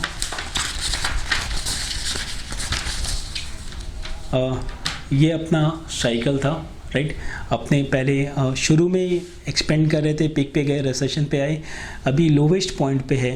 तो लोवेस्ट पॉइंट पे जब अपने हैं तो विल स्टार्ट रिकवरी. ठीक है, सो इसको रिकवरी फेज भी बोलते हैं, कभी कभी इसको अपने एक्सपेंशन फेज के साथ क्लब भी करते हैं. तो नाउ सी रिकवरी फेज में क्या होता है. The economy cannot continue to contract endlessly. जैसे हम वहाँ बात कर रहे थे ना कि economy cannot continue to grow endlessly, वैसे economy cannot continue to contract endlessly. दोनों चीज़ ही का मैक्सिमम मतलब कोई दोनों चीज़ का अंत है, ऐसा नहीं कि इन्फेंटली वैसा होता रहेगा. It reaches the lowest level of economic activity called trough and then starts recovering. Drug generally lasts for some time, same like peak, and marks the end of pessimism and the beginning of optimism. This reverses the process. The process of reversal is initially felt in the labor market. Pervasive unemployment forces the worker to accept wages lower than the prevailing rates. The producers anticipate lower cost and better business environment. है ना. अभी देखो labour is one section of the society जो बहुत ज़्यादा त्रस्त रहता है ना, तो और उसको बहुत ज़्यादा क्राइसिस में भी रहता है. तो अभी क्या है कि रिसेशन डिप्रेशन चल रहा है, तो लेबर की हालत सबसे ज़्यादा ख़राब है. भाई जिसके पास पहले से रिसोर्स है वो तो फिर भी सर्वाइव कर लेगा, लेकिन जिसके पास नहीं है, जो कि डेली अर्नर है, वो क्या करेगा. तो वो अपना जो डेली वेज है उसको बहुत सिग्निफिकेंटली गिरा देता है. तो प्रोड्यूसर्स को लगता है, राइट, कि भाई मेरा बहुत कम कॉस्ट में सामान बनने लगेगा, तो उसको थोड़ा आशा का किरण जगने लगता है. वो सोचता है हम कम कॉस्ट पे कम दाम में सामान बेचेगा, तो कम दाम में सामान बेचेगा तो फिर सामान बिकना शुरू होगा, तो वहाँ पे एक स्टिमुलस मिलता है, राइट, कि कम दाम में सामान दे तो लोग सामान को खरीदना शुरू कर रहे हैं. सामान खरीद रहे हैं तो फिर अगेन बिजनेस थोड़ा सा ग्रो करना शुरू हुआ, तो वापस से वो चेन रिएक्शन और फिर वो इकोनॉमी रिवाइव करते हैं. तो see, the process of reversal is initially felt in the labor market. Pervasive unemployment forces the worker to accept wages lower than the prevailing rates. The producers anticipate lower cost and better business environment. A time comes when business confidence takes off and gets better. Consequently, they start to invest again and to build stocks. The banking system starts expanding credit. Bank वापस से loan देना शुरू करते हैं. Technological advancement requires fresh investment into new types of machine and capital goods. Employment increases, aggregate demand picks up, and prices gradually rise. Beside price mechanism acts as a self-correcting process and a free enterprise economy. So ये जो business cycle होता है इसका हमेशा free economy में ज़्यादा impact होता है, control economy में कम impact होता है. The spurring of investment causes recovery of economy. This acts as a turning point from depression to expansion. As investment rises, production increases, employment improve, income improve, and consumers begin to increase their expenditure. Increasing spending causes increased aggregate demand, and in order to fulfill the demand, more goods and services are produced. Employment of labor increases, unemployment falls, and expansion takes place in the economic activity. ठीक है, तो ये सारे phases थे जिनका हम discussion कर रहे थे. This is very much like a story telling. मैंने एक बार फिर भी है ना I read it for you, जिससे कि अपने को फ्लो समझ में आ जाए. करना क्या है, कुछ भी नहीं, आराम से इसको 4-5 बार रीड करो. तो अलग अलग फेज में क्या क्या हो रहा है आई नो तुमको पहले से पता है, बट स्टिल तुमको वापस से वो चीज़ें रिकैप हो जाएगी. ठीक है। तो अभी तक हम बात कर चुके हैं कि बिजनेस साइकिल होता क्या है, बिजनेस साइकिल का फीचर्स क्या है and phases of business cycle. अब अपने आते हैं कि भाई बिजनेस साइकिल का कॉज क्या है एंड उसके पहले indicators of business cycle. Indicators of business cycle again एक इंटरेस्टिंग पॉइंट है जिसको अपने वापस से साइक्लोन से रिलेट कर पाते हैं कि अगर मानो कोई भी साइक्लोन पहले आने वाला है तो there are weather indicators, right. मतलब तुम्हारा वेदर रिपोर्ट आ जाता है ना कि साइक्लोन आने वाला है, राइट। अगेन जो कुछ उस एरिया में एनिमल्स हैं, बर्ड्स हैं, उनकी एक्टिविटी से भी पता चलता है कि कुछ होने वाला है। तो इनको अपने बोलते हैं लीडिंग फैक्टर्स, वो सारे फैक्टर्स जो अपने को पहले से बता दे कि भाई कुछ होने वाला है। फाइन। जैसे अपने कस्टम में अपने बोलते हैं ना कि भाई अगर बाई आँख फड़क रही है तो कुछ होने वाला है, right. So there are some leading indicators जिससे अपने को पता चलता है कि कुछ होने वाला है। देन होते हैं कंकरेंट इंडिकेटर्स। भाई अभी बहुत तेज़ बारिश आ रही है, बहुत तेज़ हवा चल रही है, तो अपने बोलेंगे भाई दिस इज साइक्लोन टाइम, ठीक है। अब अपने रास्ता में जाते हैं, अपने देखते हैं कि भाई वायर्स कट है, जगह जगह पेड़ गिरा हुआ है, जगह जगह पानी जमा हुआ है। तो these are the lagging indicators जिससे पता चलता है कि भाई साइक्लोन आया था। तो तीन होते हैं, एक होता है लीडिंग इंडिकेटर्स, एक होता है कंकरेंट इंडिकेटर्स और एक होता है अपना लैगिंग इंडिकेटर्स। लीडिंग इंडिकेटर्स जो पहले से बताता है, कंकरेंट इंडिकेटर्स जो बताता है कि अभी ये चल रहा है, एंड लैगिंग इंडिकेटर्स जो अपने को बताता है कि भाई ये भाई हो चुका है। तो ये जो अपने साइक्लोन का तीनों इंडिकेटर का बात कर रहा था, वैसे इकोनॉमी में भी तीन इंडिकेटर है।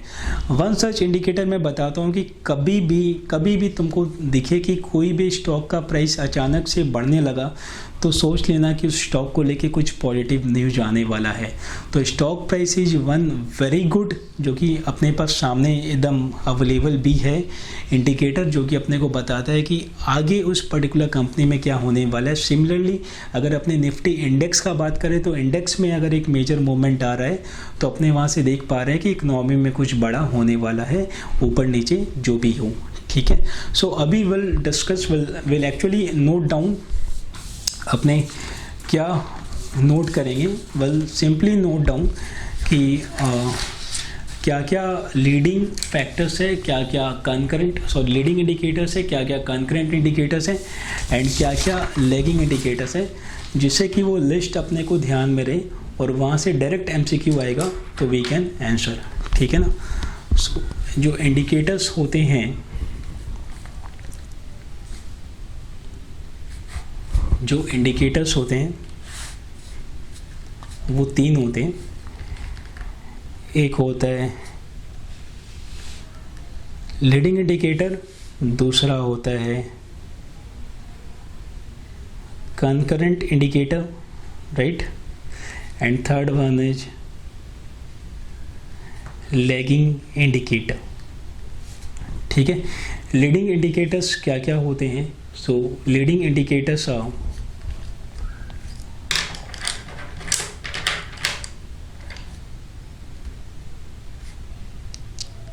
stock prices,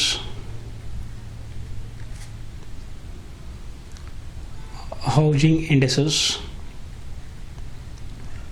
interest rate indices, new order for consumer goods, ठीक है, new order for plant and equipment, index of consumer confidence, ठीक है। सो ये सारे लीडिंग इंडिकेटर्स हैं। कंकरेंट इंडिकेटर्स क्या होते हैं? GDP is one such concurrent indicators, then industrial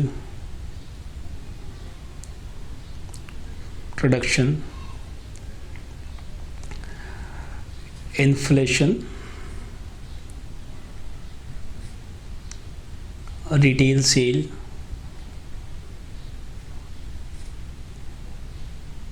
personal income, है ना। तो ये सारे कंकरेंट इंडिकेटर्स हैं एंड लैगिंग इंडिकेटर्स क्या हो गए, साइक्लोन जाने के बाद क्या दिख रहा है, अनएम्प्लॉयमेंट, ठीक है, corporate profits, consumer price index, ठीक है। तो ये अपने को याद करना है स्पेसिफिकली ये सारे पॉइंट्स कि what are the leading indicators, what are concurrent indicators and what are lagging indicators. तो इसको लिख लो।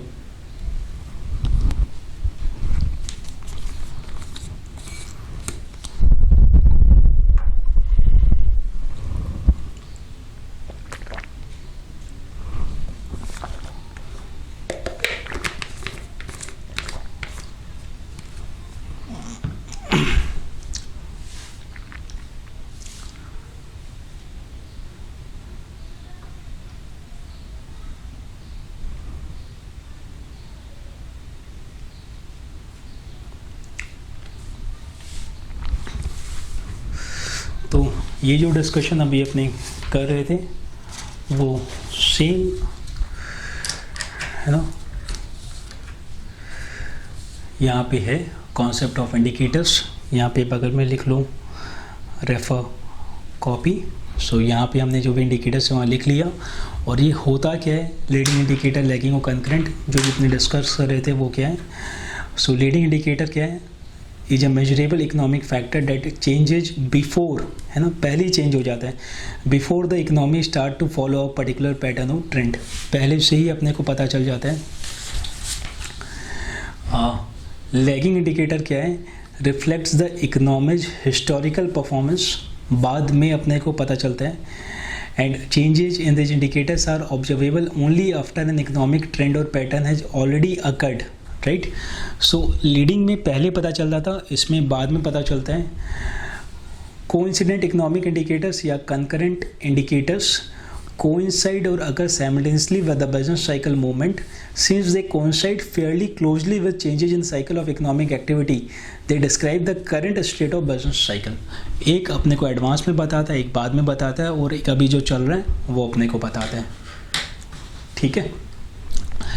अब इसके बाद वाला जो पॉइंट आता है वो है अपना causes of business cycle. So causes of business cycle का मतलब क्या हुआ कि क्या क्या चीज़ है जो कि इस बिजनेस साइकिल को ट्रिगर करता है, वाई दिस सो हैपेंस, है ना, कि बिजनेस साइकिल में जो पैटर्न डेवलप होता है इसके पीछे का रीजन क्या है। दो रीजन है, एक है इंटरनल, एक है एक्सटर्नल। अपने याद रखना कि we are talking from economic perspective, मतलब तुम अपने को अभी जो ये सोचो, ये डिस्कशन करो, तो एक बार मान लो कि, है ना, कि तुम निर्मला सीतारमन हो, राइट, और तुम को देखना है कि इकोनॉमी में जो चेंजेज आ रहा है उसका रीजन क्या है। तो internal cause and external cause. Now just think कि अगर मानो कि अपना कोई बाहर वाले देश से ना लड़ाई हो जाता है, लेट्स से चाइना या पाकिस्तान से, we are in war state. सो ये क्या हुआ, ये एक्सटर्नल कॉज हो या इंटरनल हुआ, ये एक्सटर्नल हुआ, राइट। लेकिन तुम्हारा अगर मानो कि गवर्नमेंट की पॉलिसीज में कुछ चेंजेज आती है तो वो क्या हुआ, वो इंटरनल हुआ। तो कुछ होता है इंटरनल, कुछ होता है एक्सटर्नल। अपने को दोनों क्या कॉजेज होता है उसका ब्रॉडर हेडिंग्स अपने को पता होना चाहिए, एंड वेरी ब्रीफली कि वो अपने को क्या बता रहे हैं। तो देखो, जो तुम्हारा इंटरनल कॉज होता है उसको अपने बोलते हैं इंडोजेनस फैक्टर्स, जो एक्सटर्नल कॉज होता है उसको अपने बोलते हैं एक्सोजेनस फैक्टर, ठीक है। तो एक हो गया इंडोजेनस फैक्टर और एक हो गया एक्सोजेनस फैक्टर।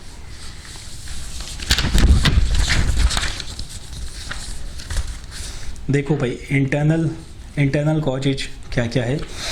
तो सबसे पहले यहाँ पे 4, है ना, महानुभावों का नाम अपने को याद रखना है।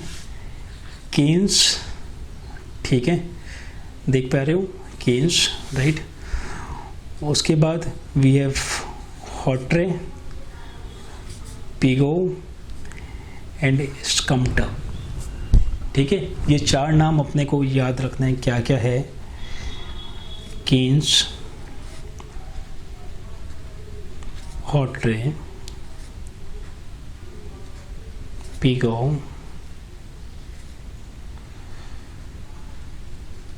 हो गया स्कम्प्टर, ठीक है। अब देखो ये चारों क्या क्या बोल रहे हैं, केन्स क्या बोल रहे हैं, fluctuations in economic activity are due to fluctuation in aggregate effective demand. Direct MCQ आता है कि भाई इफेक्टिव डिमांड के चलते अगर ट्रेंड में चेंज आ रहा है तो ये बात किसने बोली थी, ये केन्स ने बोली थी। केन्स ने क्या बोली थी कि इफेक्टिव डिमांड में चेंजेस के चलते ट्रेंड में चेंज विजिबल होता है। तो यहाँ पे केन्स के बगल में लिख लो डू वन थिंग, है ना, यहाँ पे ऊपर आओ, यहाँ पे लिखो केन्स और इसके बगल में लिखो एग्रीगेट इफेक्टिव डिमांड। ठीक है, फिर देखो हॉटरे ने क्या बोला था। ठीक है, according to Hawtrey trade cycle is a purely monetary phenomena, unplanned changes in supply of money may cause business fluctuation. तो हॉटरे क्या बोल रहा है कि अगर मनी सप्लाई में चेंज आएगा तो बिजनेस फ्लक्चुएशन आएगा। तो लोग पता तो रिसेंटली इन रिसेंट ईयर कुछ बहुत बड़ा हुआ था जिसमें मनी सप्लाई भयंकर हिल गया था, भयंकर वाला।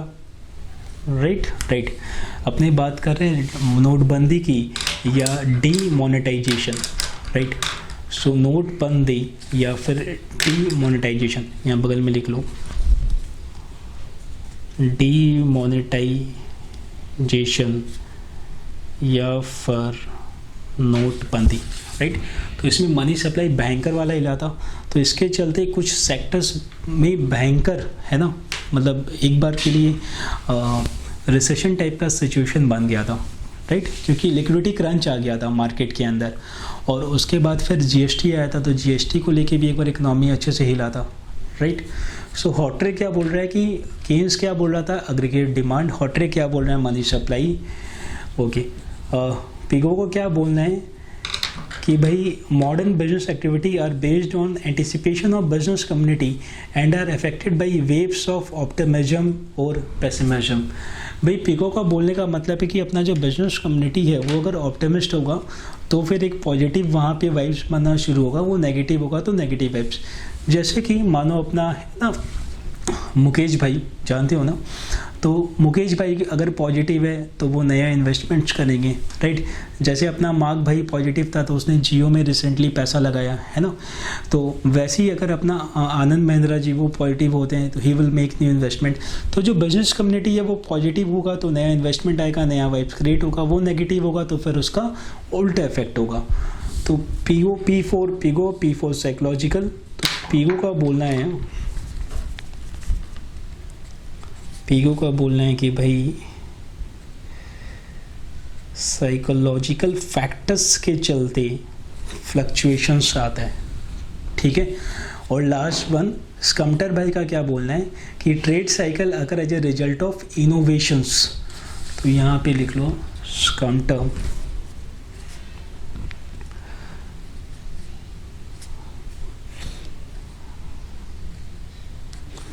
इसके बगल में लिख लो इनोवेशंस। ठीक है, ये अपने को स्पेसिफिकली याद करना है कि ये चारों का क्या क्या बोलना था। अब देखो इंटरनल कॉजेज में और क्या क्या है, ये चार तो अपने को मिल गया इंटरनल कॉज। एक हो गया एग्रीगेट इफेक्टिव डिमांड, ठीक है, second one is supply of money, psychological factors, innovations, और क्या क्या देखो according to some economist fluctuations in investment are the prime cause of business cycle. Investment spending is considered to the most volatile component of aggregate demand. तो investment in fluctuations, पहला क्या था demand, दूसरा क्या है इन्वेस्टमेंट। ठीक है, third one is fluctuation in government spending with its impact on aggregate economic activity result in business fluctuation. Government spending का क्या मतलब हो कि गवर्नमेंट किस सेक्टर में पैसा ज़्यादा लगा रहा है। तो होता क्या है कि जब इकोनॉमी अच्छे फेज में होता है तो गवर्नमेंट बहुत इंफ्रास्ट्रक्चर पे स्पेंड करता है। अगर मानो कहीं पे अपने एक्सटर्नल किसी से वॉर टाइम चल रहा है तो अपने वॉर इक्विपमेंट्स पे रिलेटेड चीज़ पे ज़्यादा खर्चा करता है ना। तो गवर्नमेंट कहाँ पे अपना स्पेंडिंग कर रहा है वहाँ से एक इकोनॉमी में अच्छा स्टिमुलस आता है। ठीक है, इसके बाद क्या है मैक्रो इकोनॉमिक पॉलिसी। सो मैक्रो इकोनॉमिक में दोनों आ जाते हैं, मॉनेटरी एंड फिस्कल पॉलिसी। तो माइक्रो इकोनॉमिक पॉलिसी के अंदर वापस से तुम लोग लिख सकते हो डीमोनेटाइजेशन, जीएसटी। ठीक है, ये सारी चीज़ें इसके अंदर आती है। तो इसका बिजनेस पे एक बड़ा अच्छा इम्पैक्ट आता है ट्रेड साइकिल पे। So macro economic policy also causes business cycle according to Hawtrey, है ना। अब हॉटरे से याद करो, हॉटरे क्या बोला था, हॉटरे बोला था कि सप्लाई ऑफ मनी का इम्पैक्ट आता है। Is purely monetary phenomena, unplanned changes in the supply of money may cause business fluctuation in an economy. Unplanned changes जैसे डिमोनेटाइजेशन वजह unplanned change, right. Psychological factor According to Pego, modern business activity are based on anticipation of business community and are affected by waves of optimism or pessimism. According to Scamter, trade cycle occurs as a result of innovation. तो in total कितने points हुए बताओ। First one demand, second one investment, third one government spending, ठीक है। Fourth one macro economic policy which includes supply of money. Fifth one psychological factors and sixth one innovations, ठीक है। तो कोई अपने को बोले कि भाई इंटरनल कॉज क्या क्या है बिजनेस साइकिल का या फिर ट्रेंड, वो नया नया ट्रेंड सेट होने का, तो अपने को ये 6 पॉइंट ध्यान में रखना है, ठीक है। पहला वाला पॉइंट क्या था, अग्रीगेट डिमांड, ठीक है। दूसरा वाला पॉइंट क्या है, investment, fine. The third point is government spending, fourth one is macro economic policy, fifth one psychological factors, ठीक है, and sixth one is innovation, ठीक है। First one aggregate demand, second one investment, third one government spending, fourth one macro economic policy, ठीक है, fifth one psychological factors and sixth one innovation. तो ये 6 अपने को याद रखते हैं, 4 बंदों का नाम रखते हैं, उन्हें रिस्पेक्टिवली क्या क्या बोला था वो अपने को याद रखना है, ठीक है। ये क्या था, ये सारा था इंटरनल कॉज। एक्सटर्नल कॉज क्या होता है, तो देखो एक्सटर्नल कॉज क्या है कि भाई लड़ाई हो गया, है ना। तो लड़ाई हो गया तो देखो बहुत इस पर मेजर इम्पैक्ट आता है। अब एक बार सोचो एक बार कि अगर अभी अपना चाइना से ना अपने एकदम लड़ाई हो जाता है, मान लो, है ना, चाइना बहुत ज़्यादा बदमाशी पे उतर जाता है, अगर वैसा कुछ हो जाता है उसका कितना भयंकर इम्पैक्ट आने वाला है।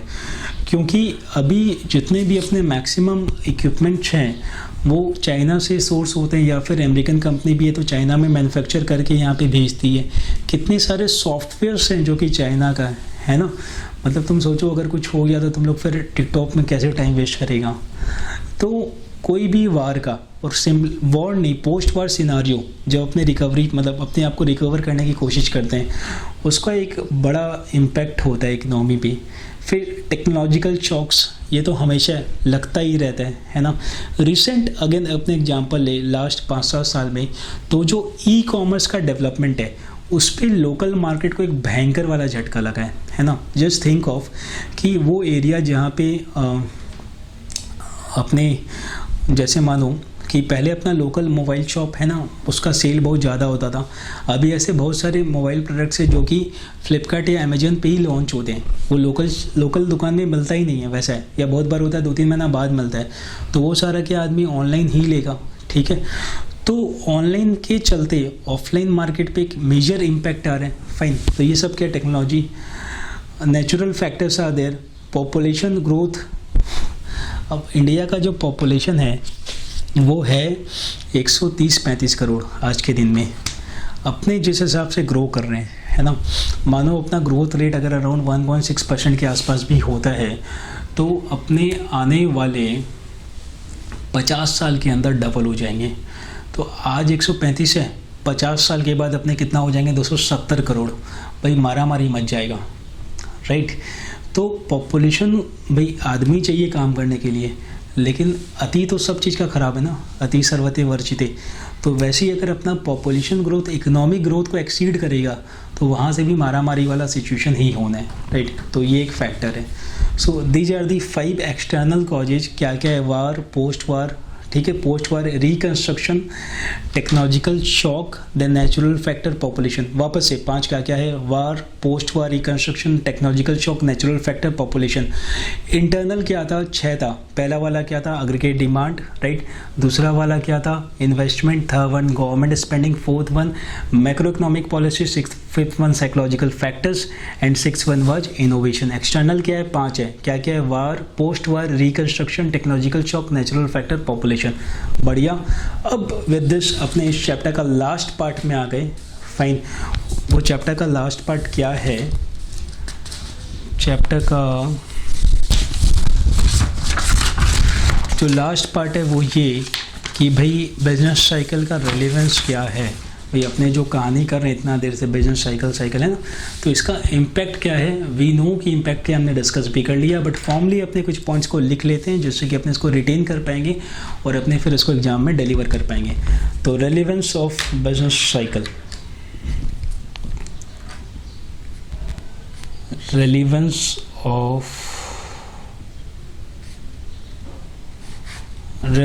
ऑफ बिजनेस साइकिल, ठीक है।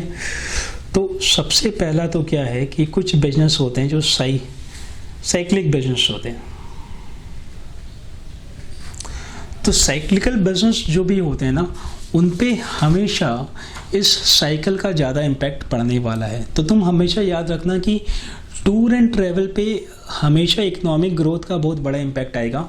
अगर इकोनॉमी पॉजिटिव है तो पॉजिटिव सेंस में, और अगर रिसेशन में है तो नेगेटिव सेंस में, ठीक है। तो साइक्लिकल बिजनेस होते क्या हैं, मैं लिखो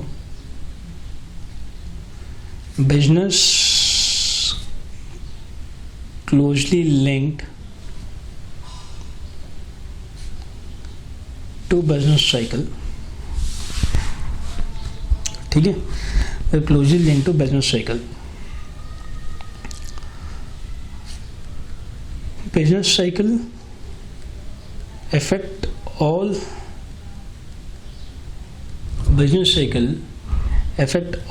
aspects of an economy, but all sectors are not affected uniformly, ठीक है, but all sectors are not affected uniformly. इसमें क्या होता है कि कुछ सेक्टर्स में बूम के टाइम पे, ठीक है, इन सम सेक्टर्स बूम के टाइम में बहुत हाई डिमांड होता है, और जब स्लम फेज होता है तो वहाँ पे शार्प ड्रॉप इन डिमांड अपने देख पाते हैं, ठीक है। सो बिजनेस साइकिल सारे सेक्टर्स को भाई इफेक्ट तो करता है, बट सबको उतना नहीं करता है ना। सबका इम्पैक्ट अलग अलग सेक्टर्स पे अलग अलग रहता है। जो लग्जरी आइटम्स पे उस पर ज़्यादा इफेक्ट आता है, जो नेसेसरी आइटम है उस पर कम इम्पैक्ट आता है। अब एग्जाम्पल्स क्या इसके नोट कर लूँ। House builders, constructions, infrastructure, restaurants, advertising, overseas tour operators, fashion retailers, etc. है ना। So house builders, construction, infrastructure, restaurants, advertising, overseas tour operator, fashion retailer, इन सब पे हमेशा भाई इम्पैक्ट ज़्यादा आने वाला है। फिर देखो some business may benefit from economic downturn, कुछ को फ़ायदा भी हो सकता है, राइट। तो यहाँ पे एग्जाम्पल में लिख लूँ कि है ना, सैनिटाइजर बिजनेस ड्यूरिंग कोविड-19, ठीक है।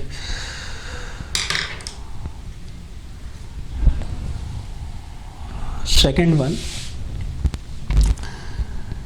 डिमांड पे एक इम्पैक्ट आता है, ठीक है। तो डिमांड पे इम्पैक्ट आने से फिर क्या होता है, वो इम्पैक्ट करता है प्रॉफिट को, सर्वाइवल को एंड ग्रोथ प्रोस्पेक्ट्स को, ठीक है। थर्ड वन, तीसरा कहाँ पे इम्पैक्ट आता है? तीसरा इम्पैक्ट आता है इन फ्रेमिंग बिजनेस पॉलिसीज। अपने जो बिजनेस पॉलिसी फ्रेम करते हैं उस पर एक अच्छा इम्पैक्ट आता है। तो जो अपना पीरियड ऑफ प्रॉस्पेरिटी होता है, that creates more opportunities for investment, employment and production, पक्की बात है। और जो अपना पीरियड ऑफ रिसेशन या फिर डिप्रेशन होता है, ये क्या करता है? दिस रिड्यूसेस बिजनेस अपॉर्चुनिटीज, ठीक है। Then the fourth one is production planning. भाई जाहिर सी बात है, अगर अपना रिसेशन फेज है तो will cut short the planning, expansion phase है तो will think of growing it. Then we have market entry and product launch, ठीक है। and the last one is expansion decision, ठीक है। तो भाई जब रिसेशन का टाइम चल रहा है तब अपने नया प्रोडक्ट लॉन्च नहीं करेंगे ना, जैसे, ठीक है। लेकिन जब अपना बूमिंग फेज चल रहा है तो अपने नया प्रोडक्ट को लॉन्च करेंगे, राइट। तो तुम लोग देखना कि अभी जैसे कोकोला वगैरह हो गया या और जो दूसरी कंपनी हो गई, FMCG कंपनी हो गई, उनका कोई भी नया प्रोडक्ट अभी नहीं आ रहा। What they are trying to do कि उनका जो एग्जिस्टिंग प्रोडक्ट है उसमें थोड़ा सा वो लोग हाइजीन वाला और सेफ्टी वाला फ्लेवर को डाल रहे हैं कि भाई ये यूज करो तो इससे तुम्हारा इम्यूनिटी बढ़ेगा, you will safe, more hygiene, तो तुम ज़्यादा बच के रह सकोगे, वो सारी चीज़ें। तो नया लॉन्च करने का बहुत ज़्यादा टाइम नहीं है, एक्सेप्ट जो कि सैनिटाइजर्स वगैरह अपने देख पा रहे हैं, फ्यू सेक्टर्स में ज़्यादा इम्पैक्ट आता है। सिमिलरली यू कैन सी कि अभी कोई भी नए IPO वगैरह नहीं आ रहे हैं, लोगों के पास पैसा ही नहीं है, लोग मूड में नहीं है कि इन्वेस्ट करें, तो IPO लाके कोई सेंस नहीं बनता। लेकिन वही अगर इकोनॉमी अच्छे फेज में होता है तो अपने बहुत सारे IPO को आते हुए देखते हैं। फाइन। सो देखो रेलिवेंस ऑफ बिजनेस साइकिल क्या क्या है कि कहाँ कहाँ पे इसका इम्पैक्ट आता है। तो सबसे पहला तो जो साइक्लिकल बिजनेस आता है उस पर भयंकर वाला इम्पैक्ट होता है, क्योंकि वो बिजनेस ज़्यादा इम्पैक्ट होते हैं। डिमांड पे इम्पैक्ट होता है, इन्वेस्टमेंट पे इम्पैक्ट होता है, पॉलिसीज पे इम्पैक्ट होता है, प्रोडक्शन प्लानिंग पे होता है, नया प्रोडक्ट लॉन्च पे होता है, एक्सपेंशन पे होता है, right. So these are the things. अपने को करना क्या है, समझदारी क्या है कि अपने पहले से ही लीडिंग इंडिकेटर्स को आइडेंटिफाई करें। भाई समझदार वही है जो लीडिंग इंडिकेटर्स को कैप्चर करें, पहले से समझ जाए कि भाई ऐसा ट्रेंड आने वाला है। अच्छा, लीडिंग इंडिकेटर्स अपने को पीरियड नहीं बता सकता कि 2 महीना के बाद ऐसा होगा, 6 महीना के बाद ऐसा होगा। बहुत बार there can be leading indicators but वैसा हो नहीं, but still we have to keep track of those leading indicators. अपने को गवर्नमेंट के ऊपर आई रखना है कि भाई उनका क्या पॉलिसी चेंजेज आने वाला है, उसका क्या वहाँ पे इम्पैक्ट होगा। तो अगर अपने पहले से चीज़ों को समझ पाए और उसके हिसाब से अपने अगर प्रोएक्टिव एक्शन ले पाए तो अपना इन्वेस्टमेंट को बचा भी पाएंगे और अपने ग्रो भी कर पाएंगे, है ना। तो अभी करना क्या है, सबसे पहला अपना ये 10 मार्क्स का चैप्टर एब्सोल्युटली कंप्लीट हो गया। अपने को ये सारी चीज़ें जो भी अपने लिखे हैं उसको याद रखना है, जो भी अपने मार्क्स किए हैं, जो भी अपने मार्क किए हैं उसको स्पेसिफिकली याद रखना है। MCQ इसके सॉल्व करना है, इसको रिवाइज करना है। जो फेज वाला पार्ट था, राइट, कितने फेज थे बताओ वापस से? 4 फेज थे।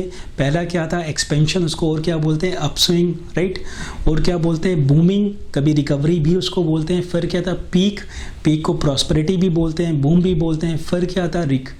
रिसेशन को डाउनस्विंग भी बोलते हैं, कॉन्ट्रैक्शन भी बोलते हैं। फिर क्या था? डिप्रेशन और ट्रग। तो ये जो फेजेज वाला जो स्टोरी टेलिंग था, राइट, कि कैसे कैसे किस फ्लो में कैसे एक्सपेंशन में अपने आगे जाते हैं, रिसेशन में नीचे आते हैं, उनको रीड करो। जितने भी पॉइंट्स हैं अभी तो सारे के सारे याद है, इनको वापस से याद करो, ठीक है, और इनको रेगुलरली रिवाइज करो, ठीक है। सो आई बिलीव कि ये चैप्टर अपना अच्छे से हो गया, there is no doubt about it, ठीक है। I will share the notes and MCQ with you, उसको यू कैन रेफर साइमल्टेनियसली। और कोई भी प्रॉब्लम होता है let me know, will have a discussion. चलो, थैंक यू।